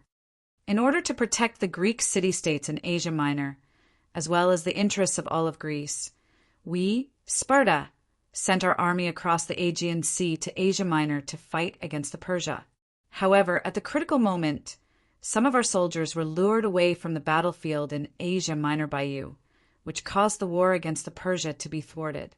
Even the governor, Tiburon, was banished by the Council of Elders. Therefore, the Council of Elders has sent me to denounce you for this traitorous act. So serious. The elders looked at each other, slightly nervous. I don't understand. Cunegurata asked doubtfully, You said we lured your soldiers away. The Dionia alliance is thousands of miles away from Asia Minor. We have little contact with Sparta. How could we lure your soldiers away? You're right. As a newly established alliance, not only do we have no contact with Sparta, we don't even know where Asia Minor is. Plesines said exaggeratedly. Phoebidas acted as if he didn't hear anything. He just looked at divers and sneered. Those soldiers are mercenaries who participated in the Persian expedition. They fought together with your archons, and some of you for more than a year in Persia. We have a deep relationship with them. Our officers in Asia Minor have seen foreigners frequently entering the camps of these mercenaries. Agathias saw Antonios, Capys, and the others secretly looking at him with questioning eyes. He shook his head gently. Are you sure these foreigners are citizens of our alliance? Antonios asked. I'm sure that the passenger ships these deserters took all sailed to Greece. Phoebidas said firmly, therefore the Sparta Elder Council has made a decision. The Dionia alliance must hand over all the mercenaries who escaped here and... He raised his voice. As punishment for the Dionia alliance destroying Sparta's war against Persia, your archons are required to lead 5,000 soldiers to Asia Minor and join Sparta's army against Persia. What? The elders were shocked. What kind of logic is this? The Dionia alliance has no diplomatic relations with Sparta. What gives you, Sparta, the right to give us orders? Because you, as Greeks, destroyed Sparta's holy war against Persia on behalf of Greece. Because we, Sparta, are the leader of all Greece. Phoebidas said proudly. Devers laughed out loud. Hearing the disdain in his laughter, the agitated elders immediately calmed down. Merces even asked, Master Devers, what are you laughing at? I'm laughing at how shameless Sparta is. Devers glanced at Phoebidas with disdain. Didn't Sparta collude with Persia, who has always been the enemy of Greece, and kill their own people to defeat Athens? Now, why did Sparta start a war with Persia? Why? Merces quickly asked. I heard that in order to get Persia to help defeat Athens, Sparta signed an agreement with Persia, agreeing to give up the protection of the city-states in Asia Minor and give them to Persia.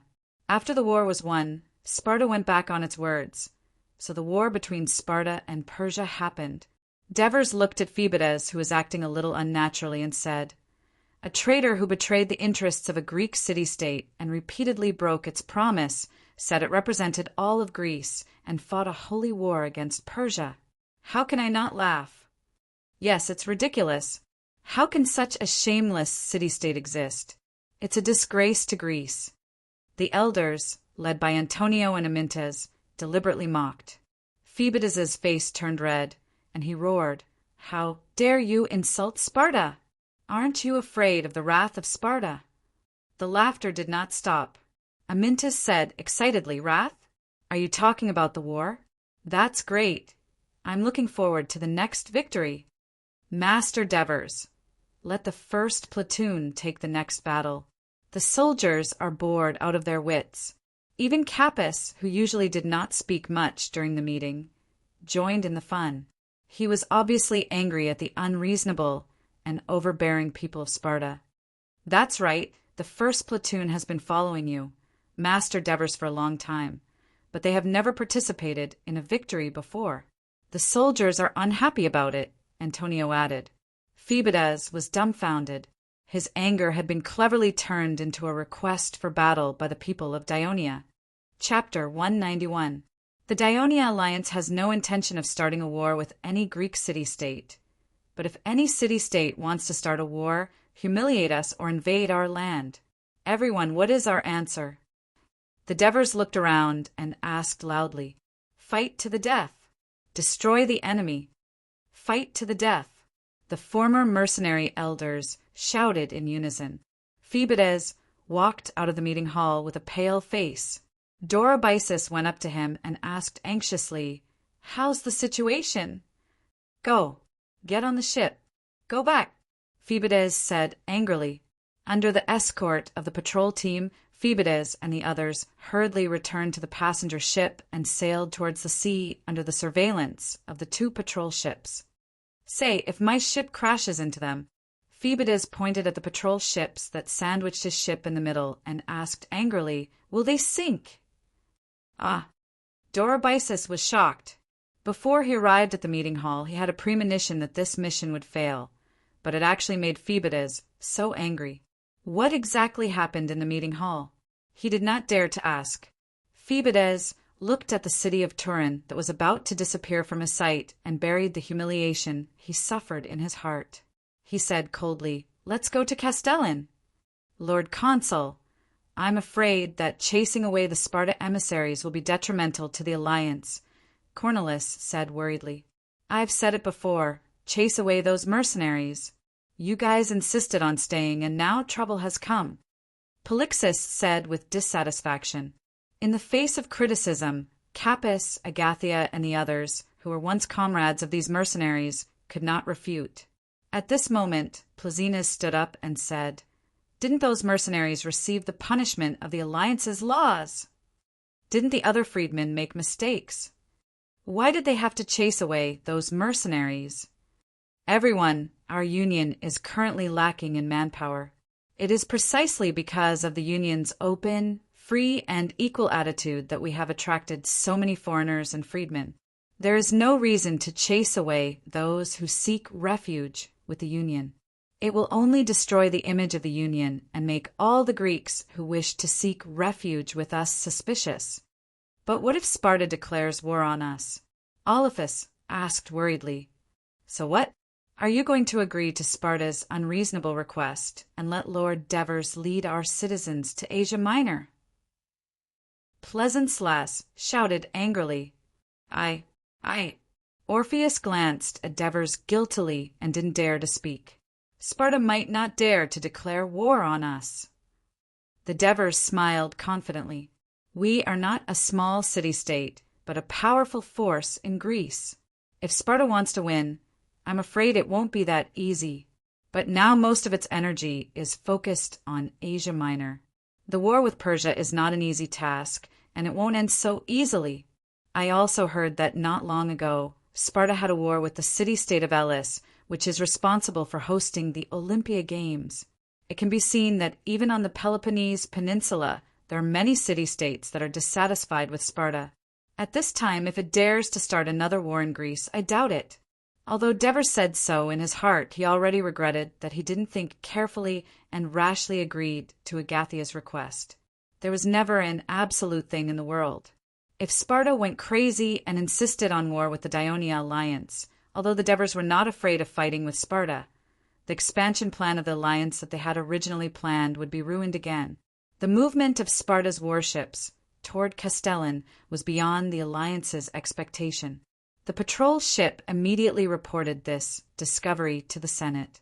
After an urgent discussion with the senators, the Devers decided to send a messenger to Castellan immediately to bring the Senate's order. Castellan must refuse to receive the messenger of Sparta. When the messenger rode a fast horse and arrived at the city of Castellan with the convenience of the newly built Turiae, Castellan Avenue, the chief general of Castellan, Amicles, had already led other generals and some members of the Council of 100 to the port, ready to welcome the messenger of Sparta. After all, the messenger of Sparta, the ruler of the Greek city-states, had arrived. As a small and remote city-state, they naturally did not dare to neglect the arrival of the messenger. When they saw Phoebides disembarking from the warship, they were about to introduce each other and greet each other. Suddenly, one of Amicles' subordinates rushed over and handed Amicles a papyrus. Amicles' expression changed after reading the papyrus. He immediately said to Phoebides, "Dear messenger of Sparta, there is an urgent matter that we need to discuss. Please wait for a moment." Then, without waiting for Phoebides' reply, he led the generals and the counselors away. "Something seems to have happened?" Dorabitius said curiously when he saw them standing in a circle and arguing about something. Phoebides did not speak. He stared into the distance and felt that something was wrong. Amicles returned to him with a determined look on his face. "Dear messenger of Sparta, I'm sorry to inform you that Castellan, as a member of the Dionia Alliance, has just received a strict request from Dionia. They cannot allow you to enter Castellan city. So," Amicles waved his hand apologetically, and a group of soldiers walked over. "You are humiliating Sparta. Have you thought about the consequences of this?" Phylides threatened angrily. He had originally planned to sow discord between Castellan and Dionia after entering Castellan city. It would be best if he could make Castellan break away from the Dionia alliance. According to his understanding, Castellan had only joined the Dionia alliance recently. Other than that, he had also planned to stay here for a few days and send soldiers to infiltrate the port of Turiae to capture a few mercenaries who had escaped here. He would then be able to report to the Council of Elders and take revenge on the Dionia alliance at the same time. However, it seemed that it was impossible now. Seeing Phoebides leave angrily, Amicles temporarily heaved a sigh of relief. Then he became worried again.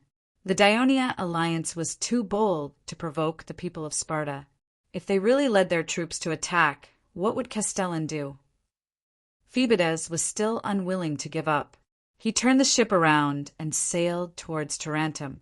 Tarentum was a powerful state in Greece. Phoebides did not think that the Dionia alliance could affect it. Moreover, Tarentum was a state of Sparta, and the two sides were on good terms. The establishment of Tarentum was somewhat dramatic. A few hundred years ago, Sparta coveted the fertile land of Messenia to the west of Turgonia, so they started a war. The war lasted for nearly 100 years, and Sparta finally completely annexed Messenia, turning the Messenians into Hercules. However, because the men of Sparta had been away from the war for a long time, the women of Sparta could not bear the loneliness at home.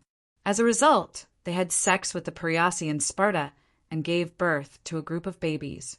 When they grew up, they were not recognized by Sparta. So, after much effort, their leader, Francosus, obtained permission from Sparta to ask for an oracle from Delphi. In the end, the oracle from the Temple of Apollo was confusing: to find a place where rain could fall from a clear sky and build a city. So, Sparta agreed to let Francosus lead the bastards and the exiles away from Sparta to build a colony. Francosus led the group westward in search of a place to settle. Their fleet crossed the Adriatic Sea and went to the Gulf of Taranto. Along the way, they saw many places that did not meet the requirements of the oracle. The long sea voyage made the people who accompanied them complain, and Francosus was also very depressed. He told his wife about his troubles, and she put his head on her lap to comfort him. As a result, his sentimental wife became depressed. When Francosus felt her tears splashing on his forehead, he suddenly realized the true meaning of the oracle, because his wife's name meant clear sky. So he immediately ordered the people to disembark at the Gulf of Pylia, which later became Tarentum. Here they built a city and named it after Taras, the son of Poseidon. Although the founders of Tarentum had left because they could not obtain citizenship in Sparta, and later, Tarentum had developed into a democratic city-state, but with a double archon, senate, and assembly similar to Amendola, which was born out of Sparta's double king, council of elders, and assembly, except that it did not have an overseer and was less oligarchic, and was a prosperous commercial city, very different from its mother state, Sparta, which had always clung to its agrarian traditions, but with which it had always maintained good relations. In the War of Peloponnesus, Tarentum stood firmly on the side of Sparta, and when the Athens fleet passed through Magna Graecia on its expedition to Sicily, it refused to allow it to dock or provide food or water. As a result, Athens retaliated by vigorously supporting the Messapians against Tarentum.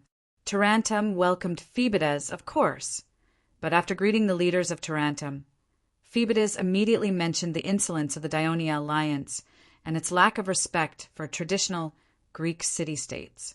He also reminded the senators of Tarentum that the Daionia alliance advocated force and aggression, and was a danger to the Greek city-states.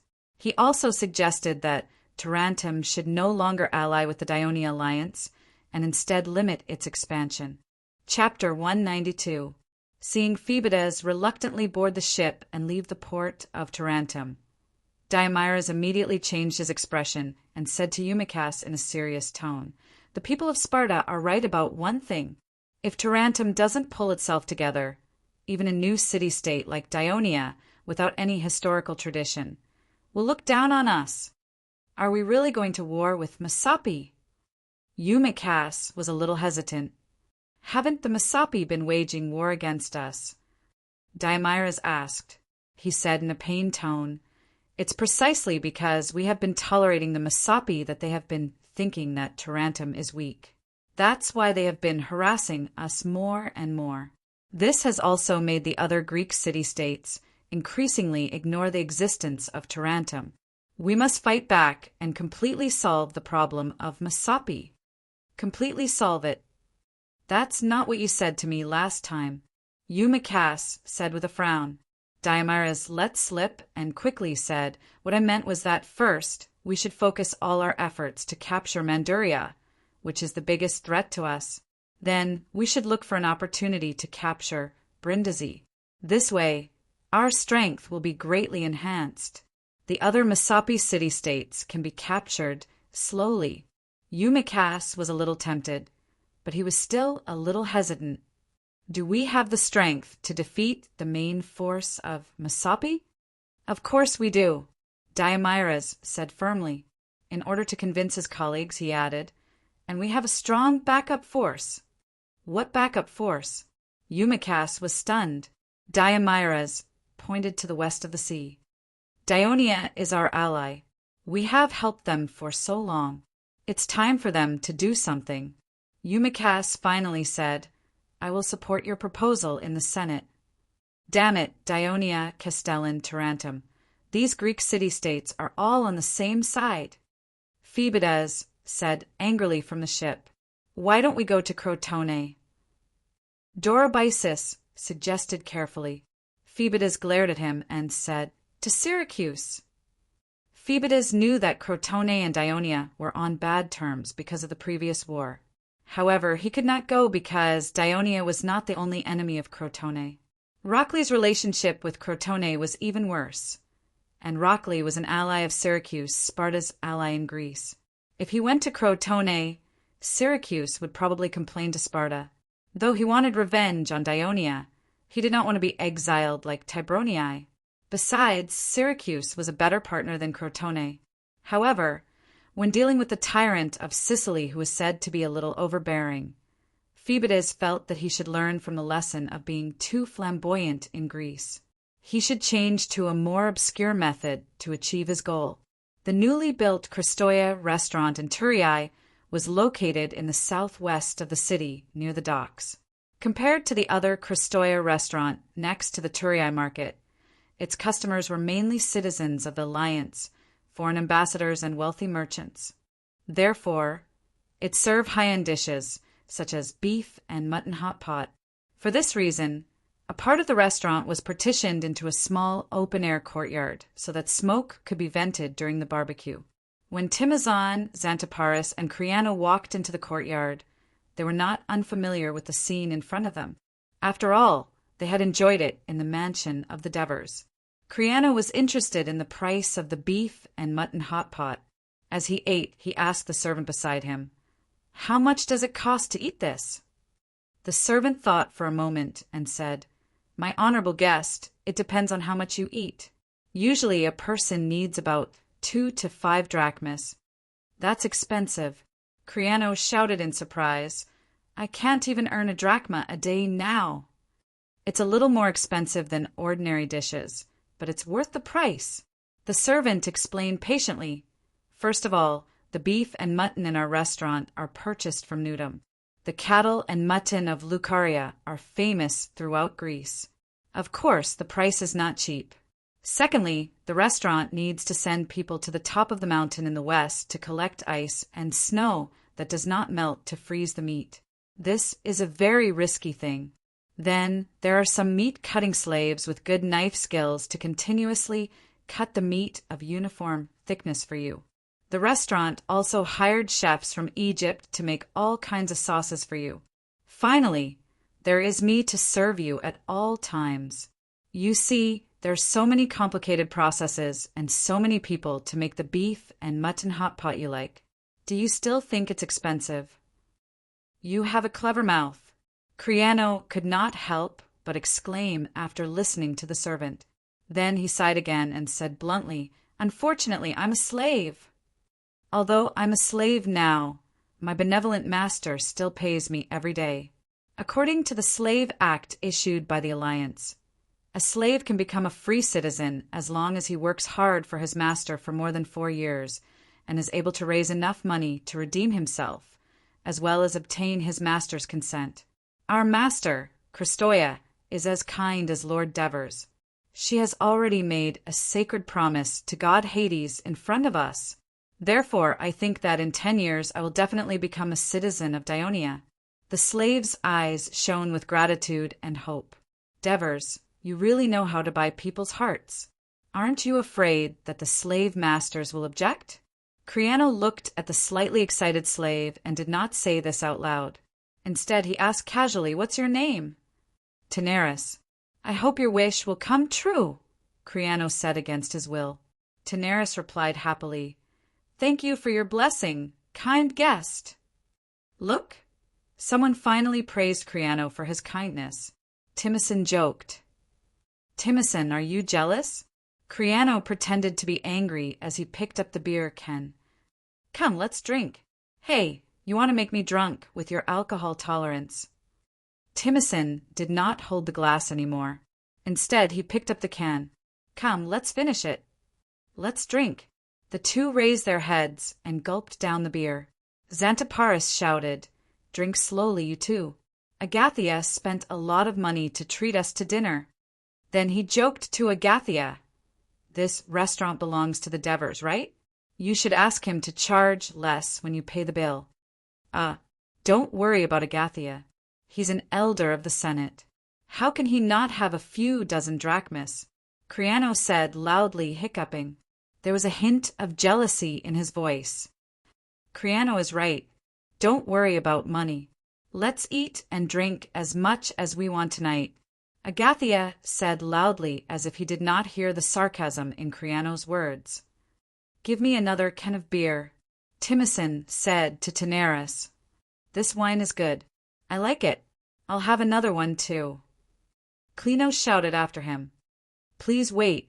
Taneris hurried to the door and called out to the waiter in the hallway. The banquet lasted for about half an hour. Everyone was a little tipsy. A year ago, we were fighting the Persians every day, and we saw the stiff corpses of our comrades around us.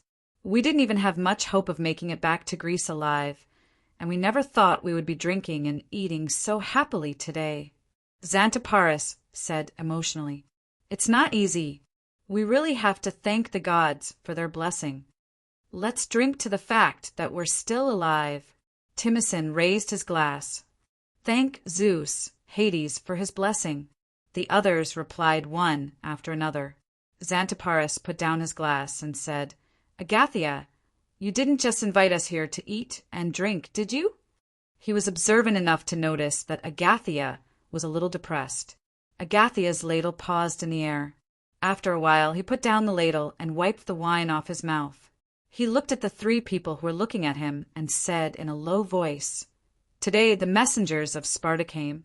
They asked the alliance to capture you and hand you over to Sparta." The news of Sparta's warships arriving at Thurii had already spread in the port. Timicin and the others knew about it, but they didn't expect the messengers of Sparta to come for them. "What did you say to the Sparta messengers?" Creano asked anxiously. The other two also looked nervous. "Don't worry. Even though Sparta threatened us with war, the Devers still firmly rejected the messengers of Sparta." Agathia's answer made the three people let out a long sigh of relief. The Devers are indeed leaders who always win battles. They aren't afraid of Sparta at all. Creano praised the Devers again. "Actually, the people of Sparta aren't that scary. We followed them to Asia Minor for more than half a year, and we know Sparta quite well. Their generals are indeed very experienced, but the number of Spartan citizens they can send to the battlefield is too little. They mainly rely on the troops of the alliance and mercenaries like us when they go out to fight. Their combat power is actually not that strong. Just dealing with the Persians alone is already difficult for them. I don't think they have the strength to provoke the alliance." Timicin also tried to comfort them. Chapter 193. The three of them looked at each other. Xanthoparis quickly comforted him. "Agathia, you didn't do anything wrong. We're all grateful that you saved us from the battlefield of death in Asia Minor. As long as we stay in the alliance patiently, I believe we'll eventually get citizenship and land. We're just not used to it yet. As for Sparta, you have to trust me and Timicin. They won't do anything hostile to the alliance for at least 3 or 4 years. Greeks liked to dilute their wine to prevent them from doing stupid things. However, Agathia didn't drink any beer tonight. He only drank wine without dilution and ended up drunk. Timicin and the rest struggled to help him back home. When they came out, the three of them sighed. Christian pouted.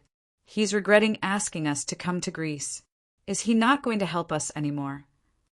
Agathia isn't that kind of person. Xanthoparis shook his head. I think he's under too much pressure recently. He wants to relax by drinking. But we should really restrain those who don't listen to us. The two of them argued for a while. When they turned around, they saw Timicin walking slowly with his head down. He seemed to be thinking about something. Timicin, what are you thinking about? We should go back to the docks. Christian shouted. Timicin looked at the two of them and said slowly with a serious tone, I still remember what Devers used to say. It's better to rely on yourself than on others. When Phoebides arrived in Syracuse, he was welcomed by Dionysius. He invited Phoebides and his entourage to his palace and set up a banquet. Watching the alluring dance of the beautiful female slaves at the center of the banquet hall, Phoebides, who had trained himself to a rather strong self-control in the military since he was young, felt his mouth go dry. He drank several mouthfuls of wine in succession. He heard that Lysander's life in the city-states of Asia Minor was comparable to that of the nobles in the East. It should be like this, Phoebides thought. Phoebides, I heard that you went to Ionia. Did you get it done? Dionysius asked casually. Sparta's warship had circled around the Taranto Bay. Someone had already sent the news to Syracuse. Yes, but it didn't work. Phoebides admitted with a hint of admiration in his tone. The consul of Dionia and the senators of the Senate are very tough. Even in the face of Sparta, they are not willing to give in at all. Oh, Dionysius said with slight surprise, it sounds like you have a good impression of them. Although I haven't been in contact with them for a long time, I can feel that they respect war and victory very much. They respect capable generals and warriors, and they train very frequently, just like us in Sparta. Phoebides was not stingy with his praise, and this new alliance is developing very quickly. I heard that it was only a small city-state half a year ago, but now it has 3 cities and 2 affiliated alliances. I believe it won't be long before it becomes a powerful force that dominates Greece." Dionysius heard this and squeezed out a smile. "That's good. At least the natives of Greece have met their match." Although he said that, he put down the wine glass that he had picked up, and the wine splashed on the table. He immediately changed the topic to his upcoming attack on Carthage's army. Phoebus saw this, and a smile appeared at the corner of his mouth. On the way back to Sparta, Dorabitius, who had been holding back for a long time, asked, "Phoebus, why did you praise Dionia during the banquet?" "Dionysius won't be able to sleep with my praise." Phoebus smiled proudly. "Ever since the previous usurper of Syracuse, Gron, he has treated Syracuse as the leader of the alliance between Sicily and Greece. I remember the old man saying that Gron even sent his army north to Campania in central Apennine to defeat the Etruscans who besieged Cumae. And Dionysius's ambition is even greater. He used force to turn the Greek city-states in southeastern Sicily into Syracuse's vassals. Will he allow a powerful force to emerge in Greece and threaten Syracuse's position? Unfortunately, he's about to attack Carthage and won't be able to take action against Ionia in the short term." "Oh, I see." Dorabitius suddenly understood, but he immediately asked, "Since Dionysius is interested in Greece, I'm afraid that Ionia is not as important as Lygum and Crotone in his heart." "Yes," Phoebus admitted. "Dionia's current strength is not as strong as these traditional Greek powers, but its speed of development will still raise the vigilance of the greedy Sicilian." Dorabitius recalled the magnificent sight he saw when he was invited by Dionysius to inspect his army. He could not help but exclaim, "Come to think of it, Dionysius is really impressive. He can actually send an army of 50 to 60,000 men and 2 to 3,000 cavalry to attack Carthage. Although there are many of them, I don't think there are many who are good at fighting." Half of what Phoebus said was the truth, and the other half was sour grapes. Even Sparta, who had become the overlord of Greece, could not send such a large army at once. One could only imagine the strength of Syracuse and its vassals. Let Syracuse, Carthage, and Dionia kill each other. Phoebus cursed in his heart. In the new year, 398 BC, the road from Turiae to Castellan was completely built. The thousands of Crotone captives of Dioria had also returned to Crotone due to the half-year deadline. The Devers were getting more and more nervous and excited as Christoia's stomach was moving more and more. It was less than a month before her due date. At this time, news came from Nudum that Potentia officially announced that they would support the son of Acapyrus, Lazo, to recapture the Gramentum and ask Sinsing to return to Picassus. Otherwise, Potentia would send troops to fight. Sinsing suddenly became nervous. He took the initiative to send messengers to the tribes of Gramentum that occupied the south of the city, saying that he was willing to immediately implement their previous request, as long as they could reunite to deal with the coming army of Potentia. Sinsing's concession made these tribal leaders very happy. They were also afraid that if Lazo really recaptured the Gramentum, he would come after them because they knew that Lazo, like his father, was also a person who would seek revenge for the smallest grievance. Everyone thought that it was external pressure that forced the two forces in Gramentum to compromise and come together again. However, when the tribal leaders came to the center of the city to negotiate with Sinsing, they did not expect Sinsing to ambush a large number of soldiers in advance. They suddenly launched an attack, killing all the participating tribal leaders in one fell swoop, and then launched a surprise attack. The tribes in the south of the city suffered heavy casualties under the premeditated attack of Picassus's warriors because their leaders were killed and they were not prepared. Some of the warriors surrendered, and some escaped from the city of Gramentum. Sinsing unified the Gramentum in one fell swoop in the face of the threat of Potentia's military. Hearing this news, even the Devers had to admire Sinsing's decisiveness and ruthlessness. Little did they know that Sinsing could do this mostly because of the painful memory of being ambushed by the Zags from behind. Soon, Sesta sent another report to the Senate, saying that due to Sinsing's massacre in the Grimentum, some of the Lucarians had fled to Newdom. Coupled with the impending war between Picassus and Potentia, the small tribes sandwiched between the two major forces were afraid of being involved in the war and had fled south, causing the number of registered citizens in Newdom to skyrocket to 8,000. Newdom did not have enough land to distribute, nor could it support such a large population, so they requested that some of the Lucarians be moved to Turiae. The Devers and the Senate discussed repeatedly, especially during this period of time when Newdom was stable and the Lucanians had performed well. They finally reached a consensus. They agreed to move.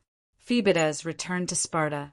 The report of his diplomatic mission to Dionia did not attract the attention of the Elder Council.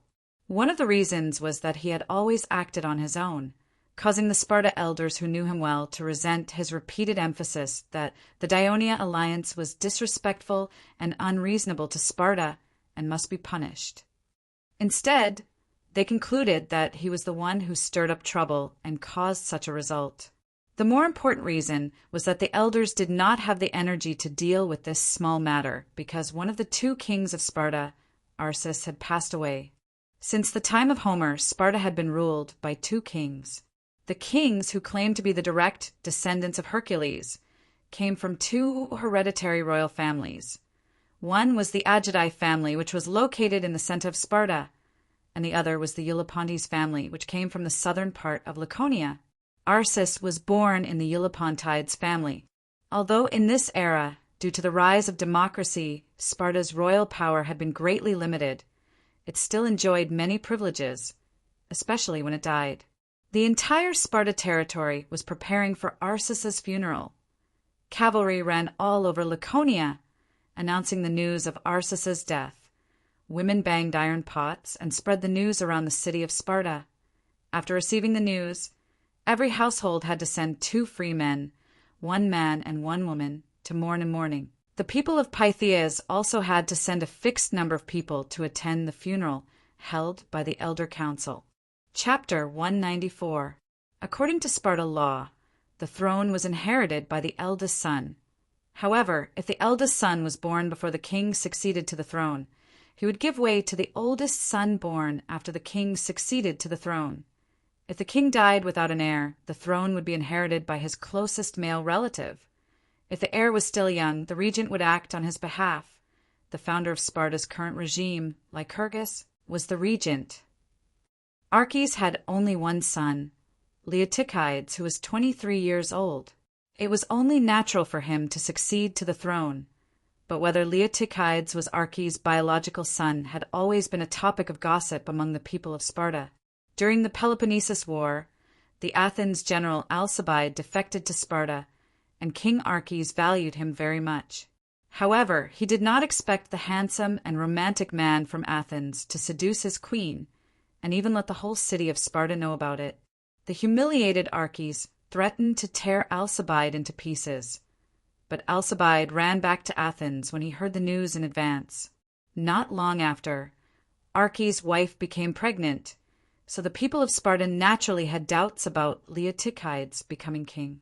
Arches' younger brother, the 45-year-old Agesilaus, had always performed well. In the eyes of the people, he was a traditional and pure Sparta. Although he was lame, he also had the support of many people. It was conceivable that the issue of succession would be enough for the elders to worry about. Who would have the mood to deal with a trivial matter like Dionia? It was the second time that Corinth's merchant Dios came to Turiae. After a few months, the port had changed a lot. First, the people of Dionia dug inward on the north bank of the estuary of the Crati River, thus expanding the port. 2 long-poured stone breakwaters surrounded the merchant ships that entered the port like the arms of a giant. The dock was no longer as simple as it was the last time he came. Wooden trestles went deep into the coast, and on the shore were neat and orderly stone houses and buildings, as well as flat and wide transport roads.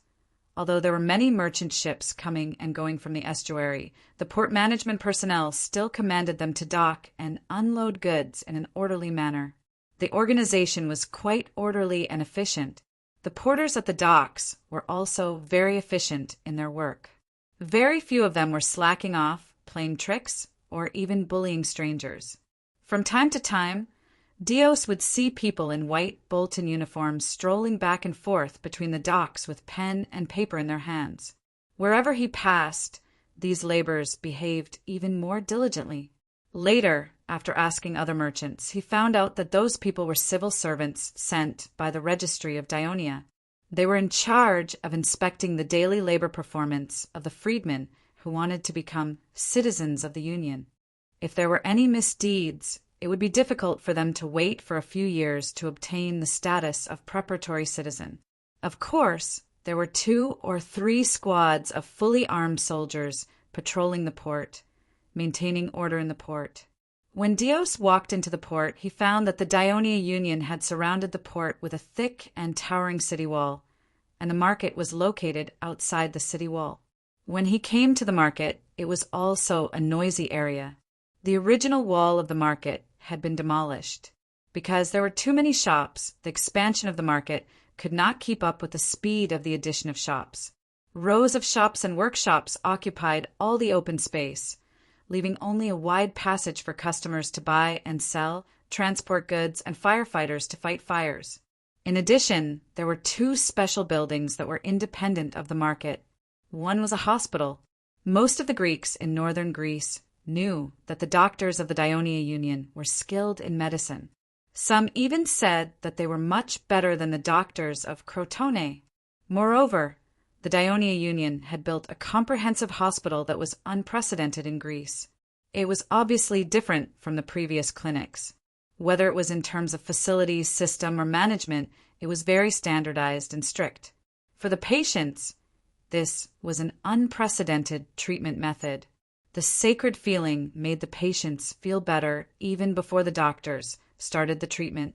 For the doctors, this place was like a magnet that attracted their attention. It was said that if it were not for the bad relationship between the Dionia Union and Crotone, many doctors of Crotone would want to come here to learn and visit. Naturally, the front of the hospital was overcrowded every day. There were also many people in the other building. When Dios asked, he found out that it was a court specially set up by the Dionia Union for the Turiai market and port to quickly deal with all kinds of trade disputes and conflicts that occurred there every day, and to provide convenience for merchants, customers, and a large number of sailors and laborers. Dios was very interested in this pioneering work that no other Greek city-state had, so he also squeezed into the crowd. The Dionia Union established the position of judge at the beginning of November, mainly because, after the influx of a large number of foreigners, the regular administrative affairs were enough for the city governors to work on, and they had to deal with more detailed and cumbersome legal disputes. The governors of the 3 cities were complaining, so the Devers proposed, and after discussion by the Senate, it was decided to establish the position of senior judge. There was no special judge in the Greek city-states. Cases were often judged by generals or consul, but in Athens there was not even a judge, and the verdict was made by the jury. In Dionia, as the only archon, Divers naturally had the highest judicial authority. However, he was busy with work, and unless it was a major case, ordinary disputes would not require his time to deal with. Hence, this authority was initially delegated to the various city magistrates. He was responsible for supervising the low-level judges that were sent to the various cities and handling appeals. Polixus was one of the names to be elected by the Senate, but when it was submitted to the Devers for review, he did not say anything, but in the end Proxilus won because of the strong recommendation of the Devers. Originally, Proxilus was supposed to be in charge of the court in Turiai, although it was not yet fully built, and the court next to the market was handled by his subordinates. But the newly established union was like the sun in the morning, and the people were busy with their own affairs. There were almost no complicated or influential cases for him to deal with, so the energetic and idle new judge came to the market, seized the power of his subordinates, and tried the cases himself. What's the next case? Proxilus, who had just finished a dispute, asked impatiently. The junior judge for Kilian, looked at him with a bitter look. For Kilian used to be a subordinate of Kinigarada, and he was originally assisting the governor in dealing with legal affairs in the city hall. After the independence of the law, there were not many talents in the union who were proficient in the law. For Kilian was recommended by Kinigarada and was quickly promoted to a junior judge, which could be counted as entering the ranks of the middle-level officials in the union, who knew that after a few days of happiness his position was taken by Proxilus, and he did not dare to say anything. After all, Proxilus was not only an elder of the Senate, but also a senior judge. His position was equally prominent, and as soon as it was established, he was promoted by the Devers to a position second only to the city governor, to show the importance the union attached to the law. Moreover, as for Kilian's immediate superior, Proxilus had the right to report his work performance to the Senate Public Service Management Committee and the right to recommend him when he wanted to transfer. The wife of a citizen of the union filed a lawsuit against a Lygium merchant for discrimination, said Fra Kilian. Discrimination. Proxilus was a little confused. That woman is Lucanian, Fra Kilian said in a low voice. Oh. Proxilus nodded. Then bring in the plaintiff and the defendant. The courtroom in the market was not big, and it could only accommodate a judge, a clerk, a programmer, a guard, and other public officials. The plaintiff and the defendant could only stand outside the open-air courtroom, and behind them was an open space surrounded by iron railings. The public could watch from outside the railings at will, so that the people and foreigners could understand the laws of the Union and achieve the effect of propaganda and education. At the same time, the judge was under the supervision of the people. A man and a woman entered the courtroom, and under the guidance of the programmer, they first chanted the names of the 3 judges under Hades, Minos, Rhadamantos, and Iku, and swore by their names that what they said was the truth. Then the plaintiff made her statement. The young Lucanian woman spoke in a strange but fluent Greek. Your Honor, I am the wife of Isam, a citizen of the Union. Today I came to the market to buy a pottery bottle for olive oil, and when I went to his shop, the woman pointed to the merchant next to her and said, I found that he sold a lot of pottery and they were all very beautiful, so I decided to buy from him. But because I spent a little more time choosing the pottery, he suddenly got angry at me. He said, Damn barbarian, are you going to buy it or not? If you can't afford it, don't touch my bottle with your dirty hands, or if you break it, it will not be enough even if I make you my slave. He also said, Your Honor, she is lying. I have never said such a thing. The merchant shouted loudly, Shut up first. Wait for her to finish before you speak. Proxilus scolded, and then said to the woman, Continue. He also said, The woman blushed, stared at the merchant, and gritted her teeth. He also said, A barbarian woman like you does not deserve to use such noble pottery. You might as well be my slave and make me happy, and when I am happy I may reward you with a pottery. Note, the third interposition of Alcibiades is described in another of my novels, From City to Empire. Chapter 195. No, I didn't say that. The merchant hurriedly refuted when he saw the judge's expression change. Suddenly, there was a burst of cursing behind him. How dare you discriminate against us Lucarians? Are you tired of living? Why, Zam is a warrior of our alliance. How dare you insult his wife? Your Honor, please punish this lecher. The merchant groaned inwardly. He had originally thought that the woman was a Lucanian slave who looked rather pretty, and he had wasted too much time just asking for the price. That was why he had said those words in a moment of dizziness. He did not expect that he had provoked the wife of a citizen of the Dionian alliance. In fact, it was because he had only been here for a few days and did not understand the customs here. Most of the wives of the citizens of the other cities stayed at home. If they could go to the market to buy and sell things, and they were foreign women, then they must be female slaves, taking advantage of the language. Even if he touched them a few times, no one would care. However, Dionia was different. Many of its citizens married Lucanian women, and many of the Greek women of Dionia married Lucanian citizens. These foreigners did not have as many complicated etiquette as the Greeks. They were bold and open, and naturally they gradually influenced and changed the conservative atmosphere of the original Greek citizens of Dionia. In addition, the governor Devers, who was revered by the people, also allowed his wife to appear in public. They even opened banks and restaurants in the market, which naturally further promoted the change of customs in Dionia. Now, it was common to see the wife of a citizen of Dionia in the market. Defendant, is what the plaintiff said the truth? Proxylus asked. Seeing that the merchant was about to speak, he reminded him loudly, if it's only discrimination against foreigners, the most you'll have to pay is a fine and corporal punishment. But after swearing in front of God, you still lie. This is a crime of blasphemy, and you will have to suffer the cruel punishment of having your tongue pulled out. So you have to think carefully before you speak. The merchant was shocked. After a long silence, cold sweat broke out on his forehead. Finally, he said in a low voice, "What she said is mostly true, but I didn't know that discrimination against foreigners is also against the law." Really? Proxylus looked serious. When you rented the stall, did you not familiarize yourself with the regulations of Dionia business must follow, written by the Market Management Office? No. The merchant wanted to deny it, but he suddenly remembered the regulations of the Dionia Market Administration. If one was not familiar with the regulations, one could not rent a shop. So he could only nod. Yes. Since that's the case, you're knowingly breaking the law. First of all, if you violate the law of Dionia cannot discriminate against foreigners, you'll have to pay a fine of 10 drachmas and 2 strokes of the rod in order to deepen your memory and prevent you from doing it again.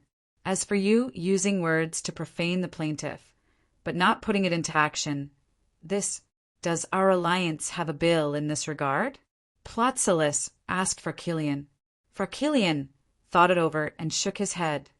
Looks like I have something to do at the next Senate meeting. Proxylus muttered to himself. He thought for a moment and then said, As for the punishment for your verbal blasphemy, I leave it to the plaintiff to decide. The merchant trembled and looked at the plaintiff with a pleading gaze. The young Lucanian woman did not refuse, and simply said, Then punish him to be a guide in the Market Management Office, and do 5 days of voluntary labor. Good, that's it. Proxylus applauded the plaintiff's suggestion. Defendant, you can choose not to accept the 5 days of voluntary labor given by the plaintiff, but you will be expelled from the alliance and will never be allowed to do business here again. Proxylus said in a serious tone, Think about it carefully. Are you willing to accept this punishment? As a merchant, dignity was not important. What was important was whether or not he could make money. His pottery business in the Turiae market had been very prosperous these days. Of course, he did not want to be expelled from the alliance because of such a small matter. Of course, he accepted the punishment in the end. The next dispute was quite the opposite.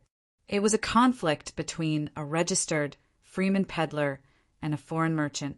This free man insulted and beat the merchant. The facts were clear and the evidence was conclusive. There was no dispute. He could be punished according to the market management law of not discriminating against foreign merchants and fighting and causing trouble. However, this free man did not admit to beating the merchant during the trial. He kept hinting to Proxylus that he was the confidant of Polixus and had been working for him. He hoped that the judge would let the matter go. The young and vigorous Proxylus could not stand Polixus, who always showed off his noble birth in the Senate and occasionally looked down on the non-Turian senators. Now that he had the opportunity, he would not let it go. He shouted angrily, Bold defendant, how dare you destroy the reputation of Lord Polixus? Not only did you bully the plaintiff, but you also hurt him. You still refuse to admit the truth and violate the oath you made before. I sentence you to be guilty of blasphemy immediately. The free man was shocked and hurriedly begged for mercy, while the onlookers cheered for Proxylus. In the end, the free man refused to accept the torture of pulling out his tongue, and chose to be beaten 40 times with a stick. He was beaten until he was barely breathing and was carried out of the court. At the same time, the scribe recorded what he had done. Even if he eventually recovered, the registry office would use this to expel him from Dionia. What happened in the market and the port were only small disputes and conflicts. The process of sentencing was very fast. There was no need for cumbersome legal procedures, lawyers, and juries. Dios watched for a while outside the court and saw something strange. It was clear that this small court was using practical actions to show the citizens, slaves, foreigners, and foreigners that the Union of Dionia was fair and just, and to protect the legitimate rights of all law-abiding people in the territory of Dionia. It was especially touching for merchants like them who traveled far and wide. Merchants like Dios were considered citizens with status in their own city-states. When they did business in other city-states, the local citizens often acted out of jealousy, holding the mentality of this foreigner wants to earn the money of the city-state, and often some hostile actions were taken. The higher-ups of the city-states often favored the citizens of the city because elections needed the support of citizens. Among the Greek city-states, Athens had the best attitude towards foreigners who settled and did business in the city, because its super-developed trade and handicraft industry required it to be open to the technology, capital, investment, and employment brought by foreigners. It gave foreigners considerable rights in the law. In addition to being unable to own land and hold public office, foreigners could even contract the mines of Athens, monopolize the sea, and so on. Of course, the generosity of Athens was also rewarded by the kindness of the foreigners. Usually, they would make some charitable donations, such as repairing temples, holding theatrical celebrations, and letting the citizens of Athens watch them for free.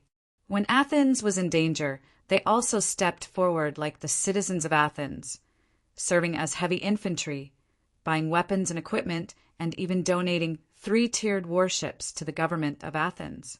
Now, Dionia had a tendency to follow the example of Athens, and in some ways they were even bolder than Athens.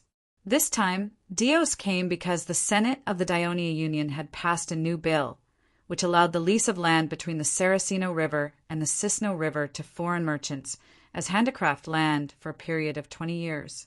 The news immediately caused a sensation among the foreign merchants in the Thurii market and quickly spread throughout Greece. Most of the merchants who had been to Thurii were optimistic about the business and trade prospects of the Dionia Union, not to mention that Dionia had allowed Laos to join its union, so that any merchants who traded in the union could enter Laos at a preferential price and open up trade with Naples, Massilia, Gaul, the Iberian Peninsula, Mauritania, and other regions. Especially in Thurii, the construction of the Laos Avenue had begun. With the quality of the roads built by Dionia, the completed avenue would certainly make the transportation of goods between the two cities more convenient. By then, it was estimated that it would take 2 days to travel from Thurii to Laos, which was almost the same time as using cargo ships to travel by sea. What's more, traveling by sea was more risky, because as long as they encountered pirates or storms, their efforts might be ruined, and they might even lose their lives. At the same time, when crossing the Strait of Messina, the city-states of Messina and Liguim, one to the south and the other to the north, collected high tariffs, which would greatly reduce the profits earned. The land that Dios passed through when he stayed in Amendolara last time was flat, but due to the hard geology, mostly gravel, it could not be used as agricultural land, so it was not distributed to the citizens of the Union. Except for a small part of the land that was built into the Amendolara military camp and used for public militia training, most of the land had been idle. For Dios, such a barren land was also full of value. He wanted to auction off the next piece of land and open a weapons workshop. After making money from the last trade, Dios became interested in this new union. He found that Dionia was a union that advocated military force. Otherwise, they would not have held a triumphal ceremony to give the victorious generals and soldiers so much glory. Therefore, there would be no shortage of wars in the future, and the rapidly increasing number of citizens of the Dionia Union had a high demand for weapons. As far as he knew, there was a large weapons shop in the port market of Thurii. It was said that the Union opened it to comfort the families of the soldiers who died in the war and to take care of the disabled soldiers. Most of the weapons and equipment sold were seized, and most of them were for maintenance. There was basically no one who could produce a complete set of heavy infantry equipment from scratch, and they did not have the ability to do so. This gave Dios a chance to make money. Chapter 196. Out of the market, Theos saw rows of stables set up along the road. They were no longer as shabby and dirty as when he first saw them. Theos had a good impression of the old coachman, so he wanted to ride in his carriage. He started shouting, "Sarikos! Sarikos! The old man is rich now, so he doesn't drive himself anymore. Ride in my carriage!" Someone shouted, "Don't talk nonsense, or I'll beat you up." Sarikos scolded jokingly. Dios got into his carriage and told him where he wanted to go. "Oh, you're also going to see the land for rent, right? Quite a lot of people have been there recently." Sarikos said immediately. Theos nodded and smiled. "I heard you've made a fortune." "Don't listen to them. I've just paid off the loan and interest on the carriage. I've bought another carriage and rented it to a freedman. I believe I'll be able to pay off the loan again soon. Then I'll buy another carriage." Sarikos said confidently. "Congratulations." Theos praised. "I think you'll be a carriage merchant in another year." Sarikos laughed when he heard this. "I remember you're a citizen of Dionia. The Alliance should have given you a share of land. You're out driving carriages to earn money, but what about the land?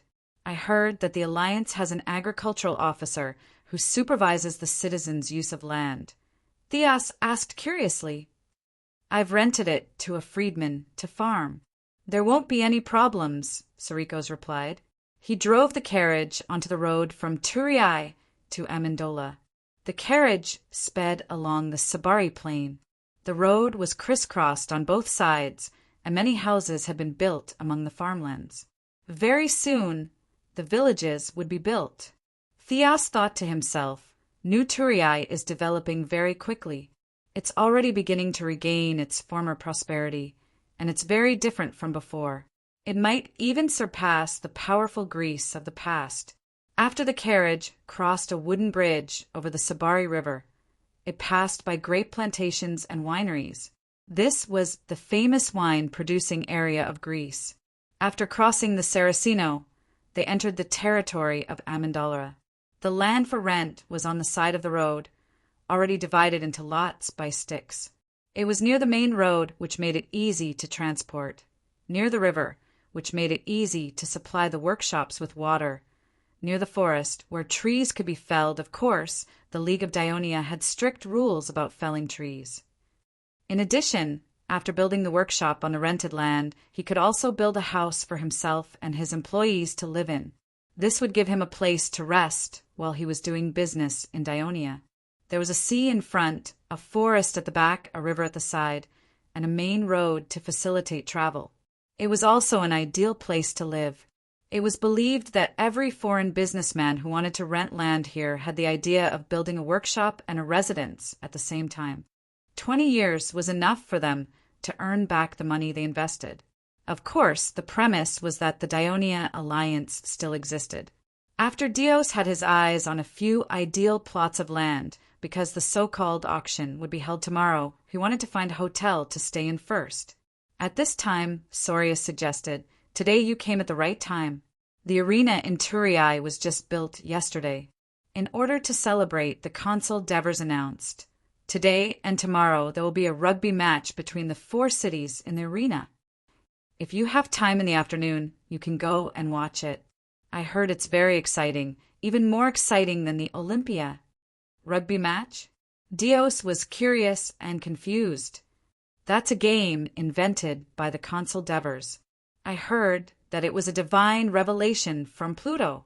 Sorius said mysteriously, It's 2 teams fight for a ball made of cowhide shaped like an olive." Then they score points. "Oh, I don't know. Anyway, people who have seen the game say it's very interesting and very exciting. You'll know when you see it." "Okay, I'll go and have a look." Sorius' strong recommendation piqued Dio's interest. Go earlier in the afternoon, because there are a lot of people. I heard that if you go late, you won't be able to enter, Sorius kindly reminded. The arena was located in the east of the northern city of Turin. It was very close to the city's pier and far from the main city area. It was built here with the consideration of not affecting the daily life of the Turin people. The city guards, who were usually strict with their checks, were relatively lax today. As long as they were not carrying weapons, they could basically enter after a count. However, those who exceeded the limit were forbidden from entering the city. Because Dios came early, he was lucky enough to enter the city. While waiting in line to enter the city, he also met a Cretan businessman who was in the olive oil business, Dikboris. He was also here to watch the football game, and he had already watched a game in the morning. He was fascinated by this novel game. In his words, this was the best gift that Pluto had given to the Greeks. No other game could compare to it. This piqued Dios' interest even more. When he arrived at the entrance of the arena, there was already a long queue. Although there were many people, they were still orderly under the supervision of teams of soldiers. At this time, Dikboris asked Dios to reserve a spot. He went to a shop with a beer sign and brought out 2 cans of beer and 2 bags of dried fruit. He gave half to Dios. Dios thanked him profusely and asked, "How much?" Dikboris said, "It's the goddess of fate's arrangement that I can meet you here and watch a rugby match together. If you pay, it means that you don't like to make friends with us Cretans." Dios had no choice but to accept it. He had a good impression of Dikboris's forthrightness and liveliness. At the same time, he also noticed that many people ran to buy beer, syrup, and snacks. Dikboris told him, "Because the game is long, we watch the game under the sun, and it's easy to get thirsty and hungry. In addition, there are many spectators in the arena. If you want to pee, you can't find a place, and this—" He raised the beer can in his hand and smiled mockingly. "If you drink it dry, it can be used as a urinal." The guards at the entrance of the arena released a group of people into the arena, and after a while, another group was released. When it was Dikboris's turn, it was clear that the arena was not full yet. The guard signaled for them to enter and walk along the passage on his right. There was another passage on the left that they could not enter. It led to the VIP seats. Almost all arenas were designed this way. The Turii arena was not too big, and the stone benches on the side of the ring could only seat about 4,000 people at most. But in fact, there were more than 4,500 people in the arena, and half of them were free people and foreigners. Like other arenas, its sports field was surrounded by a running track, but inside the running track was a flat, rectangular sandy land, divided into many areas by dozens of white lines. Dikboris patiently explained the rules of the game to Dios and told him why it was called the Four Cities rugby match. The 4 cities are Amendolara, Turii, Naiudum, and Laos. According to my friends from Dionia, this game was first used by the consul Devers as a military training program, starting from the mercenaries who became citizens of Amendolara. Later, when the Turii and Amendolara formed an alliance, they wanted to conduct military training for the Turii citizens and probationary citizens, so they naturally learned this game. Later, they captured Naiudum, and the first batch of Lucanian soldiers passed this game to the Lucanians in Naiudum. As for Laos, they sent a large number of laborers to build roads, and the Dionia served as supervisors.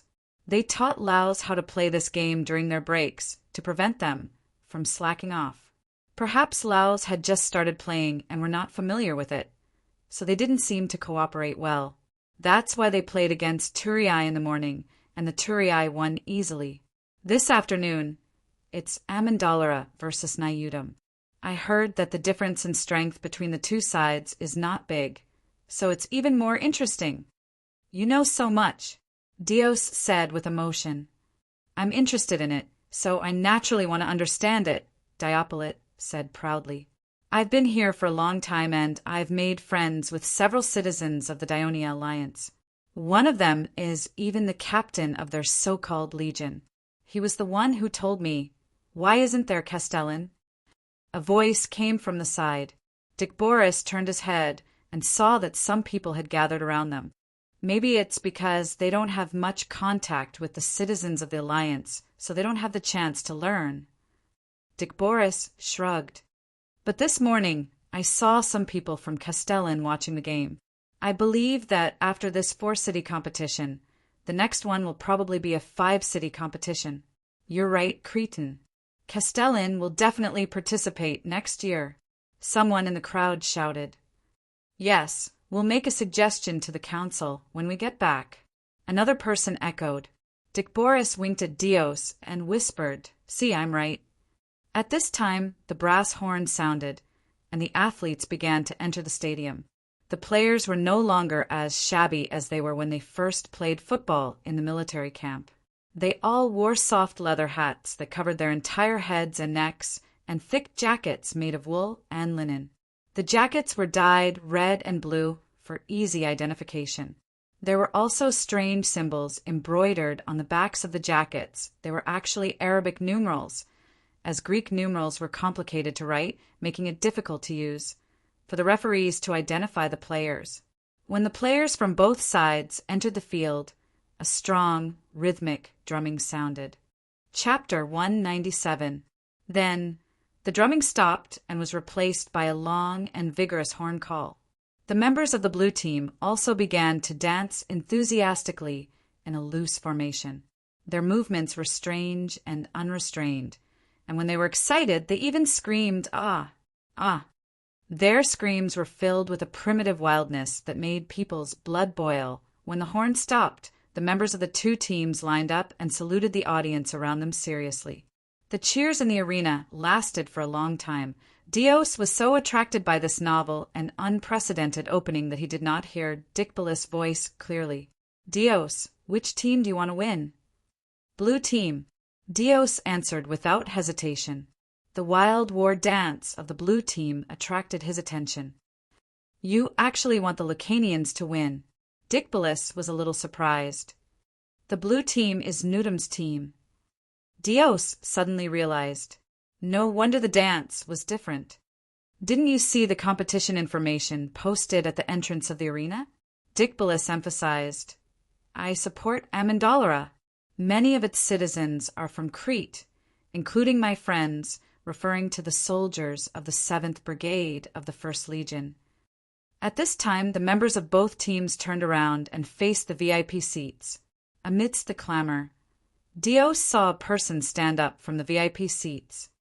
That's the only life consul of the Dionia Alliance, Devers. Dicpolis' voice was filled with awe and a little jealousy. It was the same for Dios. He had a strong urge to see this legendary blessed with his own eyes. He saw the Devers wave his right hand down. The rapid and sharp bronze horn sounded continuously, and the competition began. Sir Devers, there are more people watching the competition this afternoon than in the morning. According to the guard at the entrance, many of them are foreign merchants. Marigi said excitedly, Sir, it seems that your plan to use an exciting competition to attract the rich people from the surrounding cities to spend money in Turiai is completely possible. Mercis was also very excited. I just went outside the arena to take a look. Beer, milk, and dried fruits are almost all sold out. Even sunshade hats and linen cushions have been sold out. It's mainly because the rugby competition is too attractive. As the governor of Turiai, Kunigarata was also one of the people in charge of the competition. He followed the instructions of the Devers and participated in the organization, publicity, security, and preparations for the competition. He personally developed the planned rugby competition into the current situation. He was also filled with surprise. Sir Devers, I think the rugby competition can be held regularly in the future, and we can charge fees, just like watching a play. Will the money from selling the tickets go to the national treasury? Mercis asked anxiously. Of course it will go to the national treasury, but we need to pay the players and compensate the injured players to encourage more people to actively participate in the sport. The rest of the money will be used to build more arenas in Amendola, Nudum, Kunigarata, Cornelis, Marigi, Alexis, and Mercis. The 5 of you will form a rugby competition committee to discuss how to further promote rugby and attract more foreigners to watch. Make a more detailed and perfect plan and speed up the implementation. In the future, when this sport becomes popular in Greece, we can also hold a rugby competition in Greece and invite the city-states of Greece to send teams to participate. Devers' words encouraged Kinigarata and the others. In this era, there were 4 sports competitions that had great influence in the Greek city-states. The Olympia Games, held by the city-state of Elis in the Peloponnesus Peninsula, was the oldest and most sacred, mainly dedicated to Zeus. The Temple of Zeus in Olympia was the holy land of the Greeks, one of the 7 ancient wonders. The Isthmian Games, held by Corinth, was mainly dedicated to Poseidon. The Pyotia Games, held by the famous Delphi Temple in the Pyotia region, was mainly dedicated to the sun god Apollo. And the Nemean Games, held by the Argosians, who boasted that they were the descendants of the noblest kings since ancient times, were also dedicated to Zeus. In addition, there was the Pan-Athens Games, held by Athens to commemorate the goddess of war and wisdom, Athens. The Pan-Athens Games, held by the city of Athens, were also very influential. And not only were there sports competitions, but there were also competitions in music, poetry, and drama. Whenever these celebrations were held locally, famous people from all over Greece would gather there, and the eyes of all Greeks would also be focused there, winning great fame for the host city.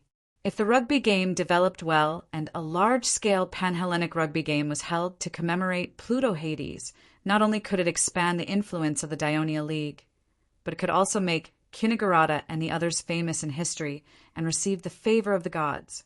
Devers saw that they were in a trance and breathing rapidly and vaguely guessed what they were thinking about. His imagination also ran wild in his heart. In the history of his previous life, the gladiatorial games of the Romans were famous in the Mediterranean, and his Dionia League did not need such bloody, cruel, and inhumane barbaric events. It could still entertain the public and inspire the citizens to be martial artists, and it could do better. In addition to rugby, basketball could also be held in the future. Basketball did not seem to work. The requirements for the ball were too high.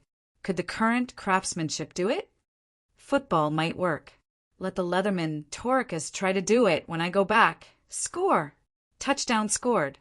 Good job, Tegthenos. Amintes and Matones, who were focused on the game, shouted excitedly.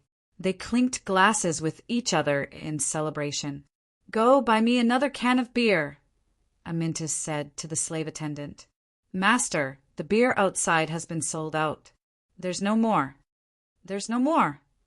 Amintus immediately turned around and shouted in dissatisfaction, "Sir Devers, your beer is delicious, but the production is too low." Devers smiled bitterly. It seemed that it was time to expand the beer workshop again. Thinking of this, he thought of another matter. "Everyone," he said loudly, "you should all know that my wife recently bought the hot spring swamp north of Turiae." Burkos was the first to nod. As the agricultural officer, he had personally handled the sale of the land. At that time, he had even advised Christoia that the place was infested with mosquitoes. Apart from a few hot springs, it was not suitable for farming or building houses, so she should not waste money to buy it. I plan to build a large hot spring there to attract Greek merchants and Ionia citizens to come and enjoy themselves. Because it involves the draining and filling of the swamp, the storage of the hot springs, the diversion of the Tino River, and the construction of the hot spring, it requires a lot of investment. Is there anyone willing to cooperate with me to invest in this hot spring? Devers sincerely invited the elders. Bath. The Greeks of this era did not have the habit of taking a bath like the people of ancient Rome in his previous life. They lived a simple life and did not like to take a bath. If their bodies were too dirty, they would rub olive oil all over their bodies, scrape them with a special tool, and then rinse them with water. Therefore, many elders were hesitant about this new thing. Marigi, who had enjoyed the luxurious life of Persia, shouted first, "Me, I want to invest." Marigi often discussed the development of the alliance's trade with the Devers. Of course, he knew the young consul's talent in business. not to mention anything else. The Devers had played a huge role in the prosperous business of Kristoya's banks, restaurants, and breweries. Me too. Merce's was also someone who understood the Devers' talent in business. I'll invest some money too. Cunigarata and Cornelis said one after another. As the two governors who often discussed the management of the city with the Devers, they naturally knew the capabilities of the Devers. We're in too. Helos, Matonis, Amintes, Antonios, Alexis, and the other former leaders of the mercenaries had blind faith in the hot spring. Other than Burks, Ansitanos, and a few other tourist elders who were willing to invest a small amount of money to show their support, the other tourist elders, such as Polixis and Inanilos, clearly expressed that they were not optimistic about the hot spring. Scambres, Strompoli, and the other Amendron elders, who did not believe that the hot springs could make money, supported divers, whom they viewed as an Amendron, because of the Tory people's disapproval. Vespa did not understand this at all, but he knew that he was at an absolute disadvantage in the Senate, so he could only follow the Devers closely. Originally, the Devers only wanted to raise funds from the elders for business purposes, and at the same time tie their interests together and promote harmony in the Senate. In the end, it became a demonstration of the elders' attitude towards him. Dios stared at the field without blinking. The game was indeed very exciting beyond his imagination. He originally thought that this ball game might be similar to the stone ball throwing game in Sparta, but now it seemed that it was completely incomparable. Dicopolis supported the Amendron team, but he did not know why he hoped that Nudum would win from the bottom of his heart. However, the score was now 3:00 and Nudum was behind. Dios was a little anxious, secretly cheering for Nudum. On the field, it was Nudum's blue team's turn to attack. The Amendron red team clearly cooperated well and knew how to use tactics. They cut off the blue team player's passing route and forced him to the sidelines. Two members of the red team pounced on him.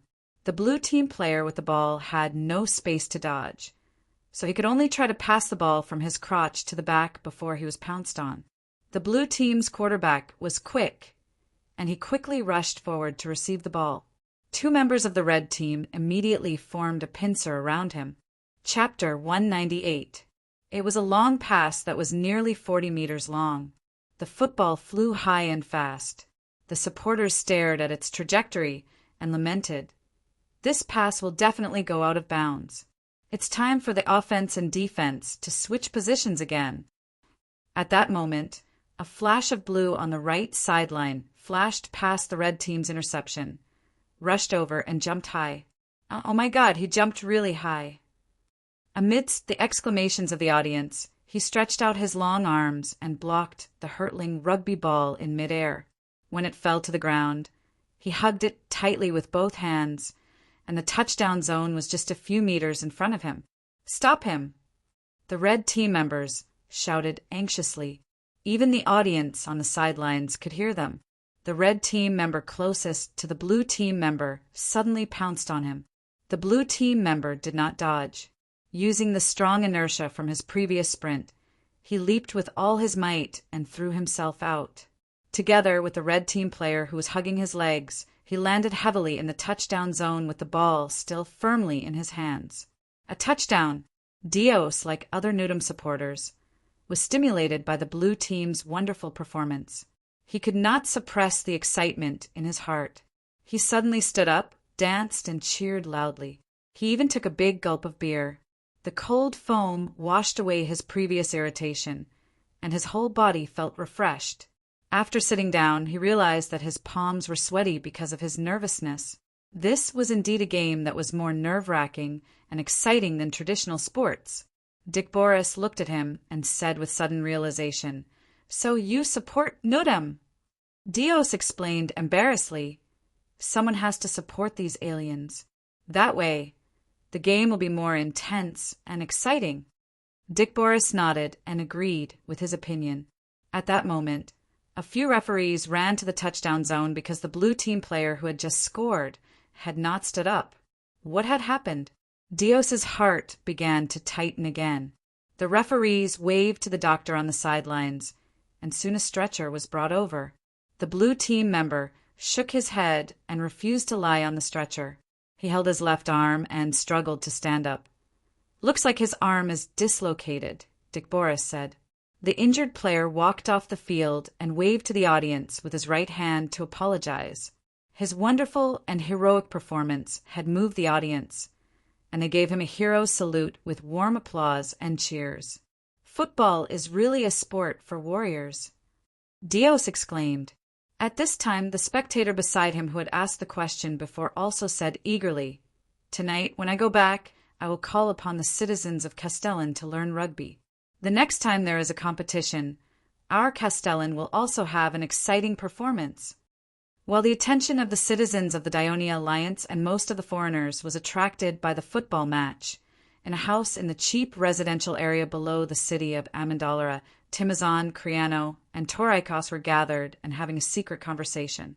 "Leaders, I've already contacted all of our brothers.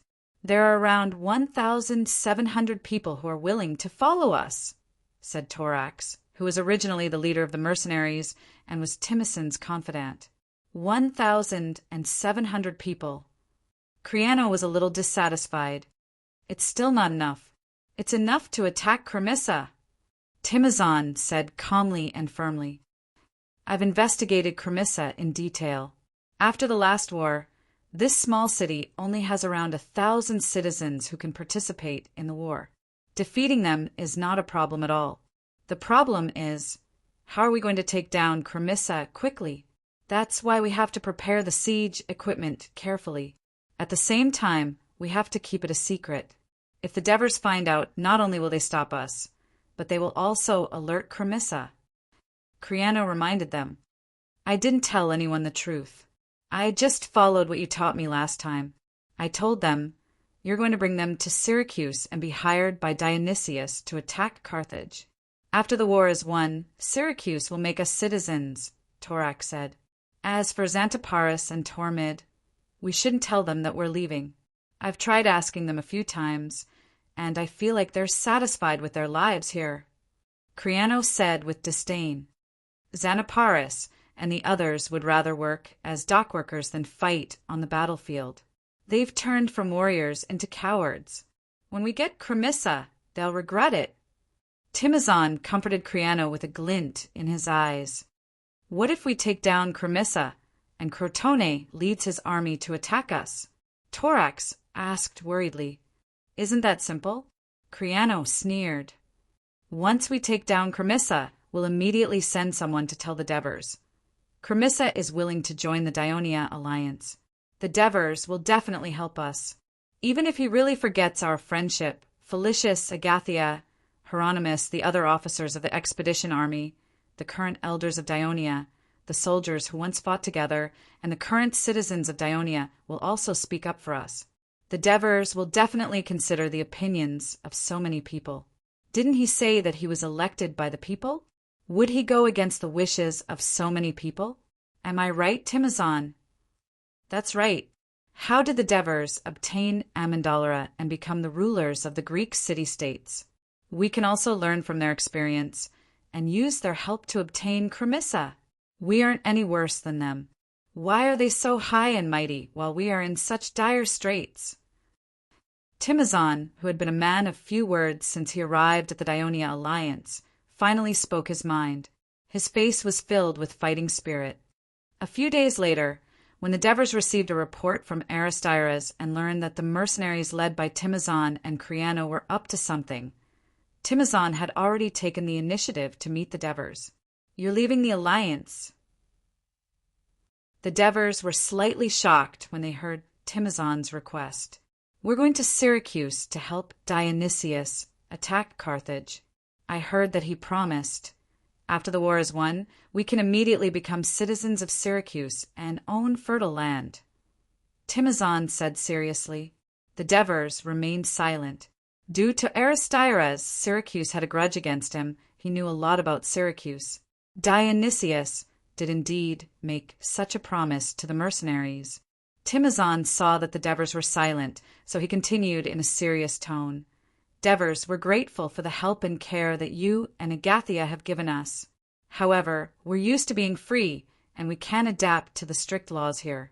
We can't immediately become citizens of the Alliance either, so our brothers have some objections. I think it's better for us and you to leave." The Devers stared at Timizon. Seeing the determination on his face, they nodded slowly. "All right, you're going to Sicily. Is there anything I can help you with? Please return the weapons we stored in your armory. Also, can you help us hire a ship to transport us to Syracuse? If you can give us some tents, it'll be convenient for us to camp in the wild before we get hired by Syracuse. Of course, if you can give us some food." The news that Timizon and Creano were leaving the Alliance of Dionia with more than 1,700 mercenaries caused quite a stir among the Senate elders. For Cunigarata, Cornelis, Protesilaus, and the other senators who held important positions and had often been tortured by these troublemaking mercenaries in the past few months, it was a great thing. As for Felicius, Agathia, Hieronymus, and the other former elders of the mercenary army, they felt deeply regretful. Although the Devers appeared regretful on the surface, they were much more relaxed on the inside. After all, many people in the Alliance knew that Timizon and the others were comrades of the Devers when they were in Persia. Therefore, if they had any serious misdeeds in the Alliance, not only would someone in the Senate, as long as it was the Turii elders led by Polixus, complain to him, the people would also complain. In the long run, it would definitely damage the reputation of the Devers. On the day that Timizon left with the mercenaries, the former elders of the mercenary army and many former soldiers of the expeditionary army went to the port to send them off. Faced with Agathia's apology, Timizon gave him a strong hug. "Among these comrades, I am most grateful to you because you sincerely wanted to help us. Zeus above, we will repay your kindness." Creano said to Xanthippus, Tormid, and the others proudly, "One day, you will realize that you were wrong not to leave. When that time comes, you will come and beg us." Looking at the cargo ships full of mercenaries leaving the port, Agathia felt a sense of loss. He said to the Devers in frustration, "Did I make a mistake? I shouldn't have let them join the Alliance in the first place." The Devers patted him on the shoulder and pointed to the side. "You didn't do anything wrong. Not every mercenary likes a life of constant fighting. Didn't they choose the Alliance with your help?" Following the direction he was pointing, Xanthippus, Tormid, and the other mercenaries were going their separate ways after sending off their comrades, continuing with their day's work. Chapter 199. After listening to the Devers, Agathia looked at the fleet that was leaving. He recalled the complaints that Creano and the others had been complaining about him. He nodded and said, "You're right." Half an hour later, the military fleet was already far away from Turin, heading south towards Syracuse. Timizon, who was sitting on the bow ship, gave an order. The soldiers on the ship immediately moved to restrain the captain and the sailors. They said loudly, "We won't hurt you. We just want you to change your course." While comforting the frightened captain and sailors, they raised a red flag on the mainmast. The officers who were scattered on the various ships and had received Timizon's secret notice a day ago saw the signal flag flying on the bow ship. They immediately took action and quickly took control of the 40 ships. "Go to the beach between Cremissa and Castellin." Timizon ordered the captain. "What do you want?" Although the captain was panicking, he still shouted bravely. The soldier who was holding him immediately kicked him. "Hurry up and do as the leader says." The sailors saw that the captain was humiliated and started to get restless. After 2 of them were stabbed by the mercenaries, they finally retreated. "We're all registered freedmen of the Dionia Alliance. Aren't you afraid of incurring the wrath of the Alliance?" The captain looked at the injured sailors struggling on the deck and shouted angrily. That was indeed a problem. Timizon had been in the Alliance for more than 2 months. He had some understanding of the laws of Dionia. Even the sailors who were merely registered and had yet to become probationary citizens were treated unfairly in foreign countries. According to the law, the Alliance of Dionia had the obligation to negotiate with the city-state concerned, not to mention the protection of official citizens. If he really killed them, the senators who were once his comrades in the Senate of Dionia would be fine. However, he was afraid that it would infuriate that fellow who only cared about the law and not personal feelings. His wish to use the power of Dionia to protect Cremissa would probably fail. He ordered his men to bandage the wounds of the 2 injured sailors and said to the captain as politely as possible, "I swear in the name of Zeus, I, Timicin, have no intention of invading the alliance. As long as you send us ashore, you can sail away." The captain doubtfully asked the helmsman to turn the rudder. Timicin lowered his voice and hurriedly ordered, "Find a way to inform our companions on the other ships. Try not to harm anyone." Why did he say he would try his best? This was because this was a team put together at the last minute, and they were mercenaries. They were only willing to listen to Timicin and Creano's commands because they did not want to be restricted by the alliance. However, Timicin knew that he did not have the ability to control them. Another half an hour later, under the guidance of 2 guides who had been bribed with a large sum of money, the fleet chose to dock at a sparsely populated beach closer to Castellan in order to avoid being discovered by Cremissa's people. While the captain was still worried about whether the bottom of the ship would be damaged, the soldiers pushed and shoved them off the ship. "You said you would let us go!" the captain shouted at Timicin in panic. "I did say that, but not now, to prevent you from rushing back to inform us. You should stay here for a while longer." Timicin said coldly. He ordered the soldiers to drag the ship to the beach and tie up the captain and the sailors. They were thrown into the bushes on the shore. Of course, there would be resistance from the sailors during the process, and there would be casualties. However, Timicin did not have the time to worry about that. He, Creano, and the other officers quickly gathered the mercenaries and took out some who had hidden under the tents given by the Devers and their former comrades. Everyone worked together to build a ladder. Timicin knew that the Devers were cautious. He had asked for tents and food not only to hide some siege weapons, but also to make the Devers lower their guard. After every soldier had brought 2 days' worth of food, he said to the captain who was lying in the bushes, "The supplies on your ship belong to your consul Devers. Don't forget to return them to him when you get back." He ignored the pleas of the sailors and led the mercenaries to the south. It was difficult for a group of 1,700 to hide their tracks on the plains during the day, especially when the sun was shining brightly. Timicin's initial plan was to land at night, but that meant the fleet of more than 40 ships could only roam the sea during the day. If they were too close to the coast, they would easily arouse the suspicions of the patrolling ships of Crotone and Crimean. If they were too far from the coast, it would be difficult for them to determine their direction in the dark, and accidents would easily occur. As such, Timicin and his men prepared to launch a surprise attack and catch Cremissa off guard. The key was to move fast. Even if Cremissa received the news, he would not be able to react quickly. There was a relatively large swamp between Castellan and Cremissa. It was caused by the flooding of the Raculi River and its tributaries. At the beginning of December last year, Timicin had sneaked over and checked the terrain. It was easy to travel along the coast and to facilitate the trade between Cremissa and Castellan. There was a ferry and pontoon bridge. However, Timicin did not expect that at the end of December, spring would arrive and the snow would melt.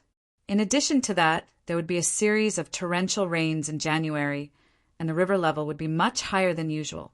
The swamp area would be much larger than usual, and this would cause the mercenaries to have a hard time marching. Just as Timicin and the others were trudging through the swamp, farmers and slaves could occasionally be seen driving their livestock, chickens, and ducks to the edge of the swamp to forage for food. When they noticed the mercenaries in the distance, they all ran away in panic. In the end, scattered cavalrymen began to appear in Timicin's field of vision, letting them know that the surprise attack had failed. Timicin immediately summoned Creano, Toraikos, and the other officers to the swamp for an emergency meeting. Should they cancel the plan to attack Cremissa? Creano, Toraikos, and the others insisted on moving forward. They believed that they had spent a long time and meticulous preparation to get such a good opportunity. If they gave up and returned to Dionia, they would be ridiculed. More importantly, their intentions would be exposed. The Devers would definitely be wary of them, and the tourists would not treat them well. If that happened, they would be forced to leave Greece, and they would never have such a good opportunity again. When Timicin saw that everyone was of the same mind, he immediately revealed his revised plan. They had to speed up and attack before Chrymissa's men could finish setting up their defenses. They had to capture Chrymissa in the shortest time possible, then defend against any reinforcements from Chrymissa. They had to obtain the approval of the Dionia Alliance to join the Dionia Alliance after they obtained Chrymissa. With the protection of a powerful force like Dionia, their safety would be guaranteed. The officers had no objections to his new plan, so everyone started to move. "Brothers, hurry up! Hurry up! As long as we get out of here, Chrymissa will be like a delicious olive waiting for us to pluck." Timicin loudly encouraged the dispirited mercenaries. Kriano, Toraikos, and the other officers urged them as well.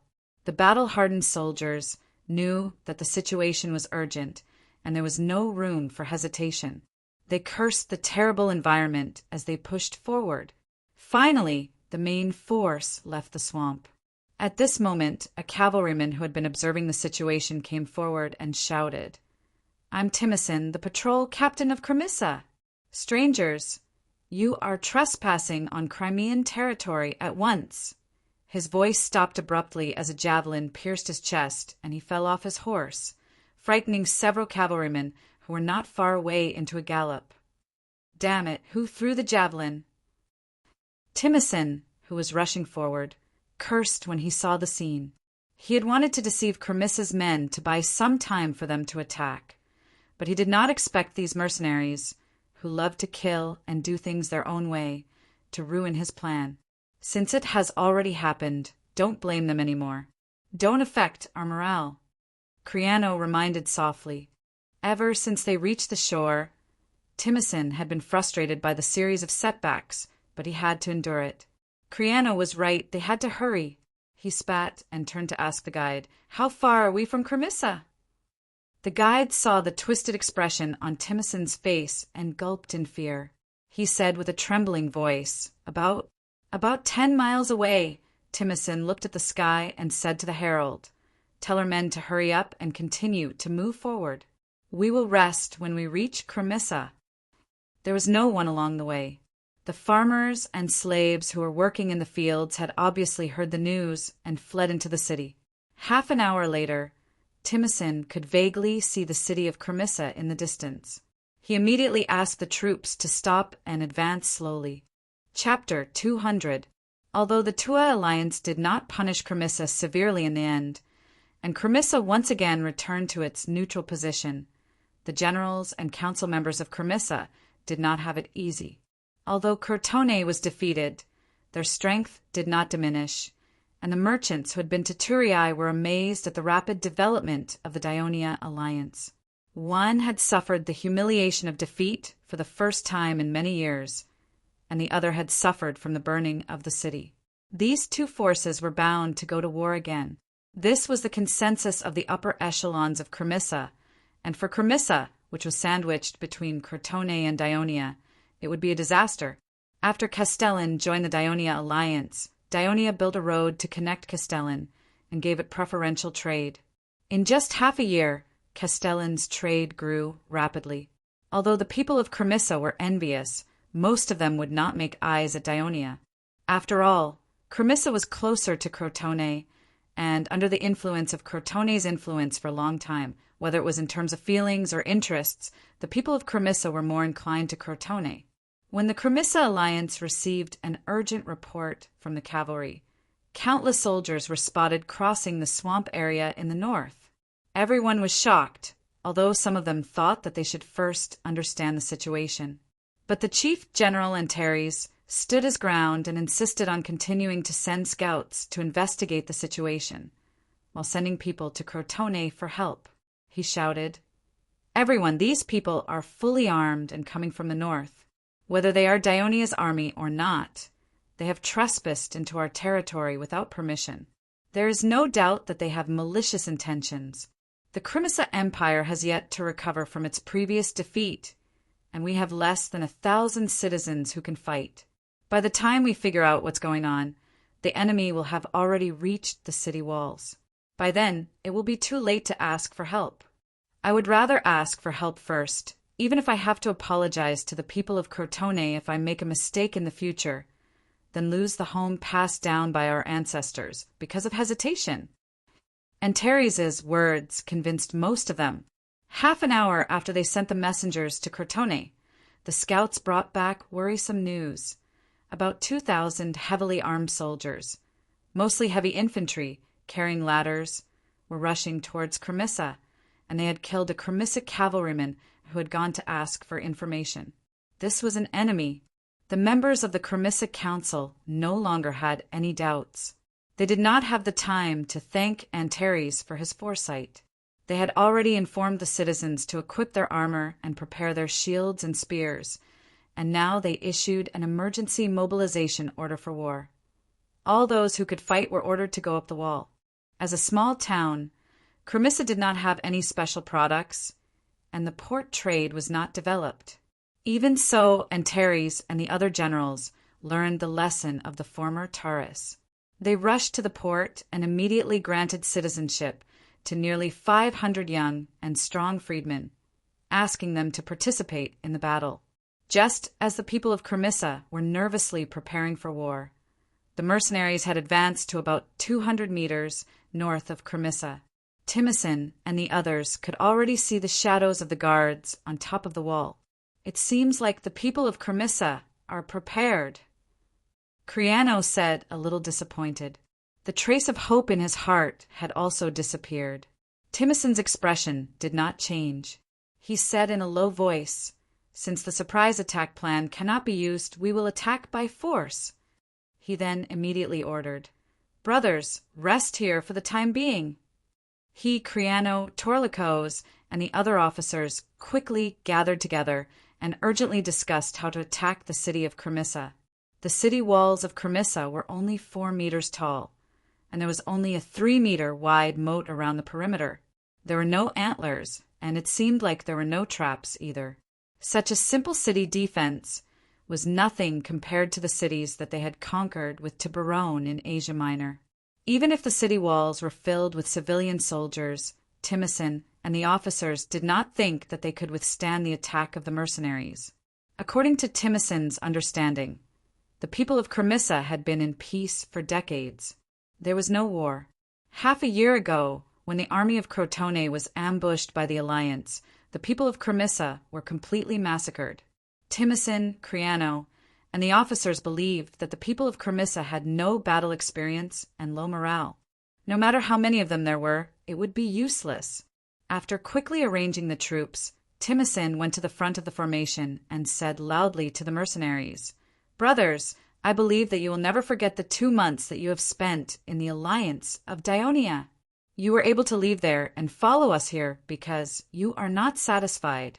We are all mercenaries, but the Devers have everything and we have nothing." Timicin turned and pointed at the city of Crimissa and shouted angrily, "The opportunity is right in front of us. Take this city and let us become nobles. We will also become masters." The mercenaries used their spears to hit the round shields and shouted angrily, venting the frustration and grievances that they had accumulated over the past 2 months. At the same time, they wanted to win and look forward to a better life in the future. Their roars could be clearly heard from the top of the city walls, causing the expression of the people of Crimissa to change. The general in charge of military affairs, Euripus, was anxious when he saw this. To boost the morale, he shouted, "Citizens, the enemy has the same number of people as us. We have the protection of the city walls and the moat. They can't hurt us. Besides, the reinforcements of Crotone are already on the way." When the people of Crimissa heard that there were reinforcements, they calmed down a little. "Attack!" Timicin saw that the morale was high and gave the order without hesitation. Thus, the bugle sounded, and Creano led the troops to attack the west side of Crimissa, while Timicin led the troops to attack the north side. The heavy infantry were in front, carrying long ladders in groups of 5 or 6. They advanced slowly in an extremely loose formation, while the light infantry followed far behind. When they were about to enter the shooting range of the arrows of the people of Cremissa, they took off their round shields, raised them diagonally to protect their heads and chests, and lowered their bodies to move forward. Arrows rained down from the city walls, but the mercenaries showed no fear. They calmly came to the side of the moat, and a few of them helped to set up 6-meter-long wooden ladders on the moat. When crossing the moat on the long ladders, the damage caused to the heavy infantry by the arrows was not as great as the damage caused to the mercenaries if they accidentally stepped on the broken wooden ladders and fell into the moat. Euripus looked at the skillful tactical movements and calm performance of the enemies below the city walls, and suddenly became nervous. This was a group of enemies with rich combat experience, and it would not be easy to deal with them. Quick, go and prepare more stones, wood, and linseed oil, and send them to the city immediately, he shouted anxiously.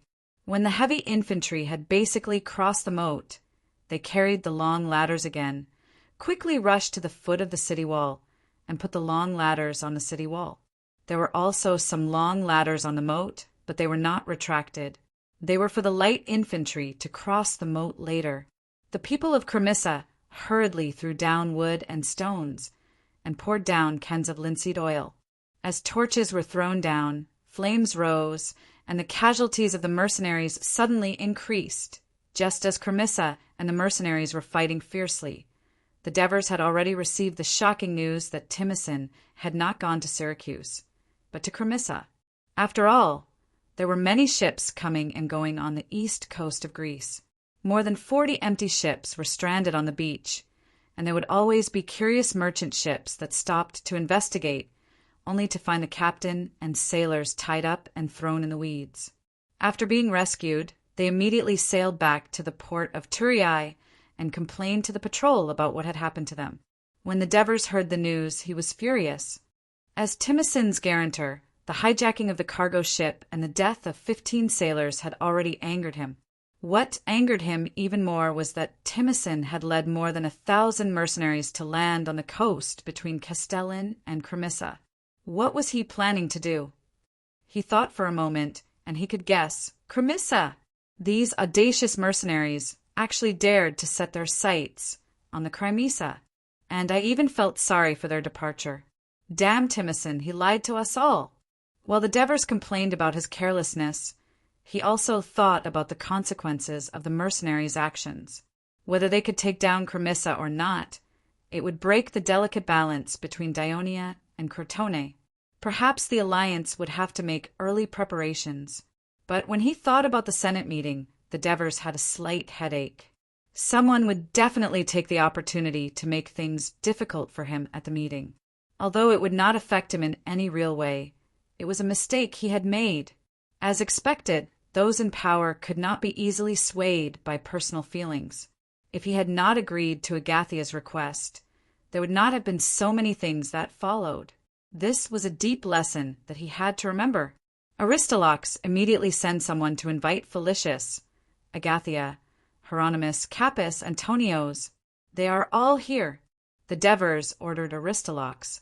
He needed to communicate with the former mercenaries first. Leader, our men are about to attack.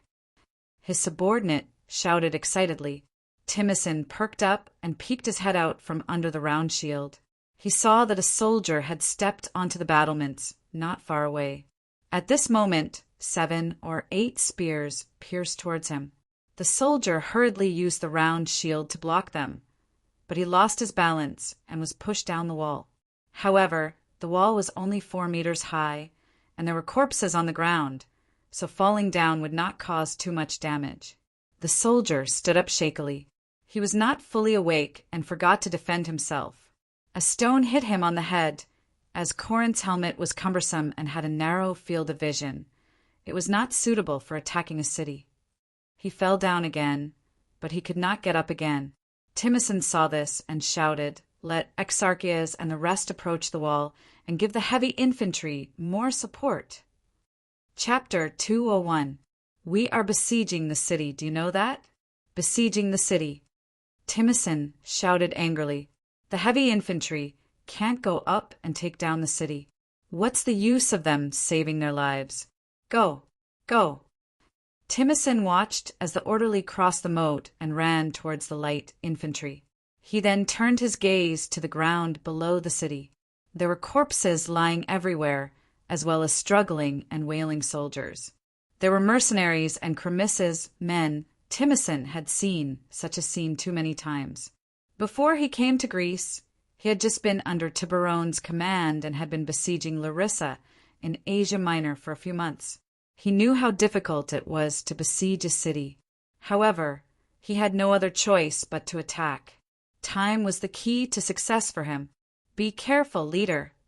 His men's shouts made him subconsciously hide his head under the round shield. There was a clang, and the back of his hand shook. An arrow hit the surface of the shield and bounced up. He had just exhaled when he heard, "Ah, ah." A cry of alarm was heard, followed by a loud boom. He did not need to look to know that the siege ladder had been pushed down by the enemy. He began to feel irritated. "General, the enemy's light infantry is approaching." The citizen soldiers' panicked shouts made Euripides's heart skip a beat. The light infantry that was originally in front of the moat had quickly moved to the bottom of the city wall. Compared to the poor archery of the Crimissa militia, the enemy's arrows were accurate and ruthless. Soon, most of the casualties of the militia were caused by them. Ignore the enemy on the long ladder. Focus on the light infantry. He ordered his archers as he ran along the walkway. The enemy is coming again. The panicked shouts of the soldiers made him stop. Not far away, a mercenary had already stood on the battlement. Facing a spear, he used his shield to protect his upper body and struggled to jump forward. Not only did the spear not hit him, but it was pinned under his body. He did not get up immediately. Instead, he quickly swung the saber in his right hand and slashed randomly. Several citizen soldiers nearby were slashed in their unprotected thighs. They screamed and fell to the ground. He stood up, but did not take advantage of the chaos to attack. Instead, he retreated to the entrance of the long ladder, squatted down with his back against the battlements, and used the round shield to protect himself. The spears of the soldiers did not do much damage to him. Instead, they were afraid that his saber would come out from under his shield and cut their feet. During this delay, another mercenary came up the battlements. Press forward. Block them. Euripides arrived with a reserve team, and a dense barrage of spears forced the enemy into a corner. Break their shields. As soon as Euripides' voice fell, the soldier next to him let out a shrill scream as a javelin pierced his ribs. The light infantry at the foot of the city did their best to support their comrades who were attacking the city. Arrows and javelins were concentrated on this section of the city wall. The heavy infantry also increased the speed at which they climbed the city. Euripides urgently mobilized all the remaining troops to block this place. After a fierce fight between the two sides, the mercenaries were driven away, but this section of the walkway was full of the wounded and dead Crimissa militia. In the face of such a group of obviously experienced and bloodthirsty enemies, every time they broke in, they would cause a lot of damage to the defending soldiers. Euripides felt a little powerless, and his manpower began to run out. Quickly go and inform General Antares that the enemy has invested all their strength in the north of the city. This place can't hold on any longer. Let him send reinforcements. Antares had no troops to send. However, since the enemy had been attacking the north and west, the troops responsible for the defense of the east had been idle at this critical moment. Antares immediately made a decision.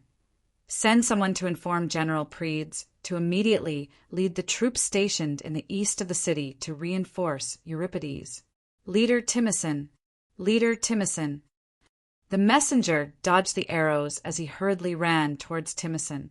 The enemy on the east wall has left. I have already seen it. Timisan's tone revealed a bit of excitement. Go and tell Torikos to act immediately. Yes. Seeing the messenger leave, Timisan immediately raised his arms and shouted, Brothers, work harder! Attack with me! The enemy can't hold on any longer. After saying that, he held his round shield and strode to the long ladder. He grabbed the wooden ladder with his right hand, and the soldier guarding the ladder held his buttocks and pushed him up. He took advantage of the momentum and jumped up a few steps. The soldiers in front of him had already entered the city wall. Using both his hands and feet, he quickly reached the top of the long ladder. He quickly pulled out his saber, stepped on the battlements, and used the shield to protect his chest. He ignored the spears and swords that were stabbing at him. He struggled to jump forward, using the momentum to knock away the enemy, and at the same time he slashed forward with the saber in his hand. Back to back! Back to back! He shouted as he slashed. The mercenaries who had been hiding in the corner immediately came closer. Encouraged by Timisan's example, the mercenaries once again launched a fierce attack.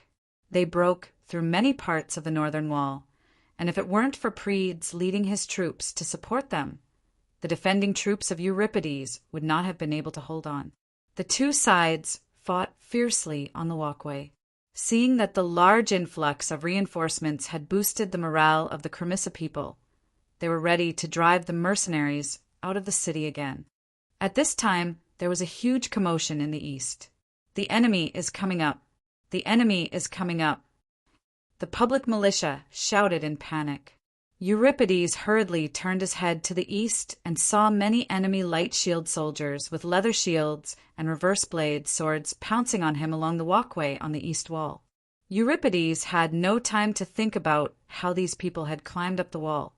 He hurriedly asked Prides to lead the reinforcements back to intercept them, but the two sides were engaged in a fierce battle on the walkway, and it was difficult to divert troops. However, the attack of the Thracian light shield soldiers of the mercenaries was quite fierce. They broke into the crowd, and in the narrow space, the long-handled reverse blade swords exerted a terrifying killing power. If the sharp blade hooked the hands and feet, the muscles and bones would be severed. If the blade hooked the neck, the blood vessels would be severed. The Crimean citizen soldiers fell in an instant, and they were so frightened that they retreated in panic.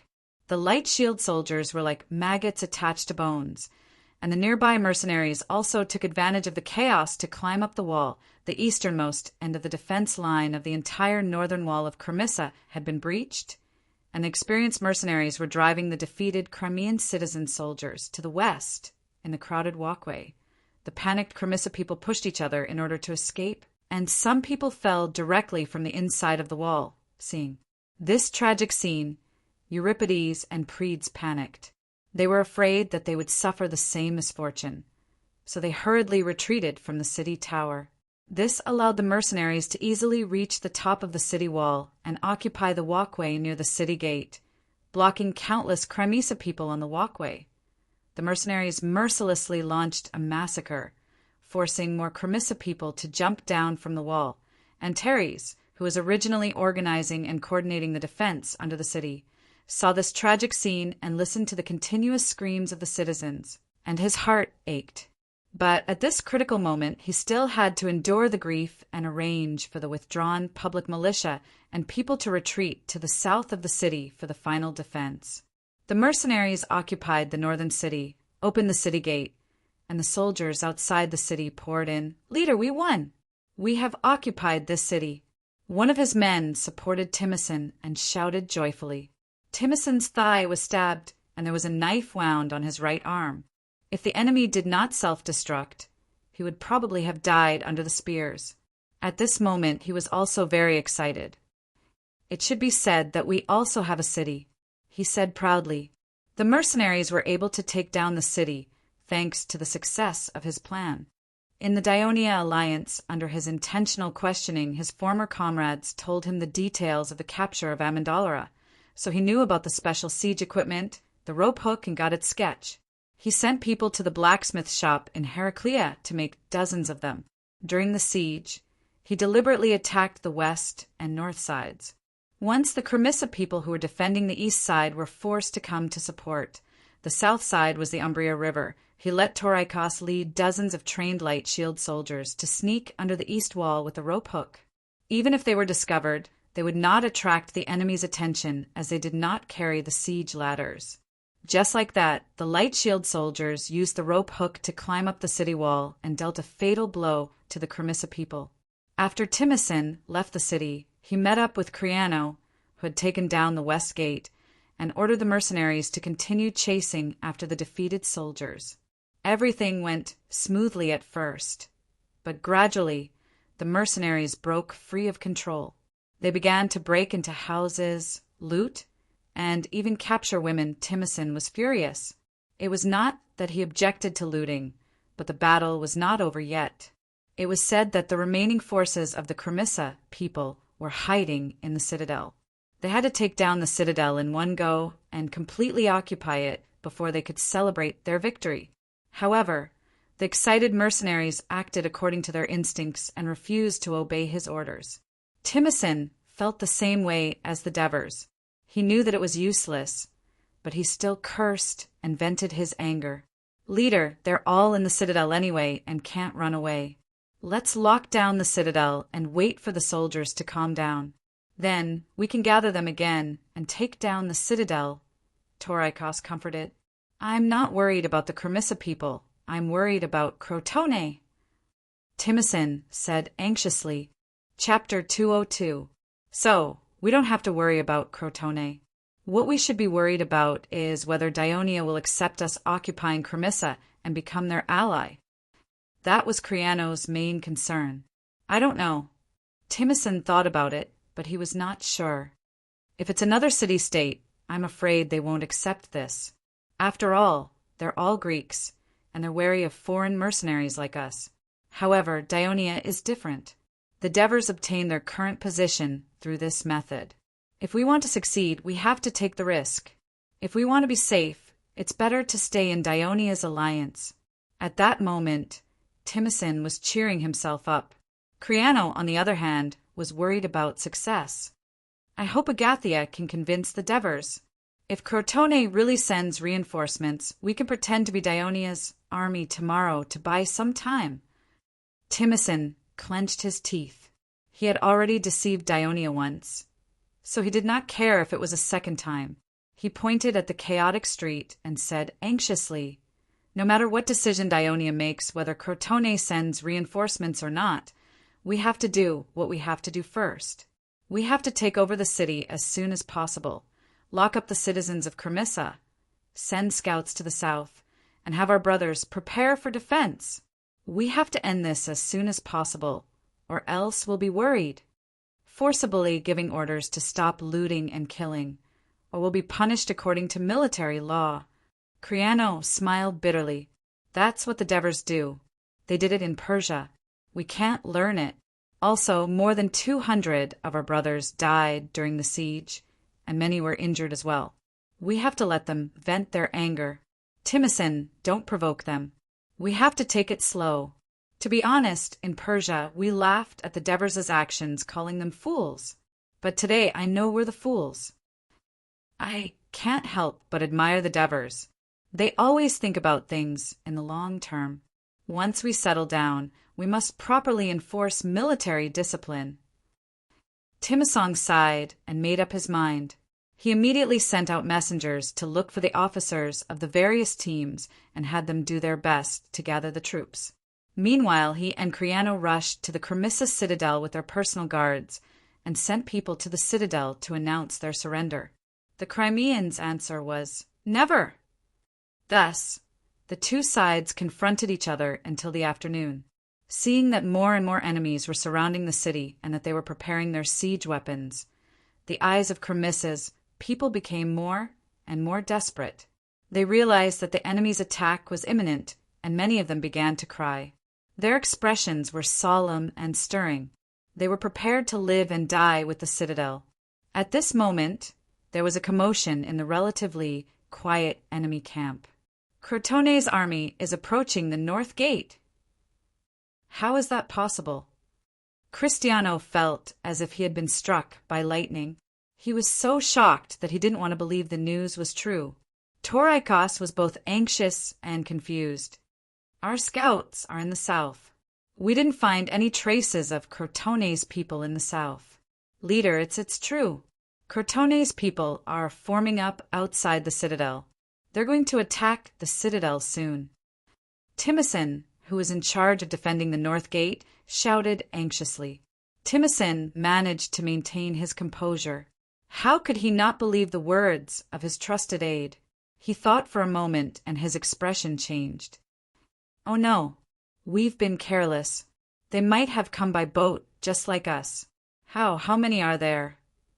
Cristiano asked anxiously. He hoped that the guard leader would give him a casual number. I'm afraid there are 4,000 to 5,000 of them.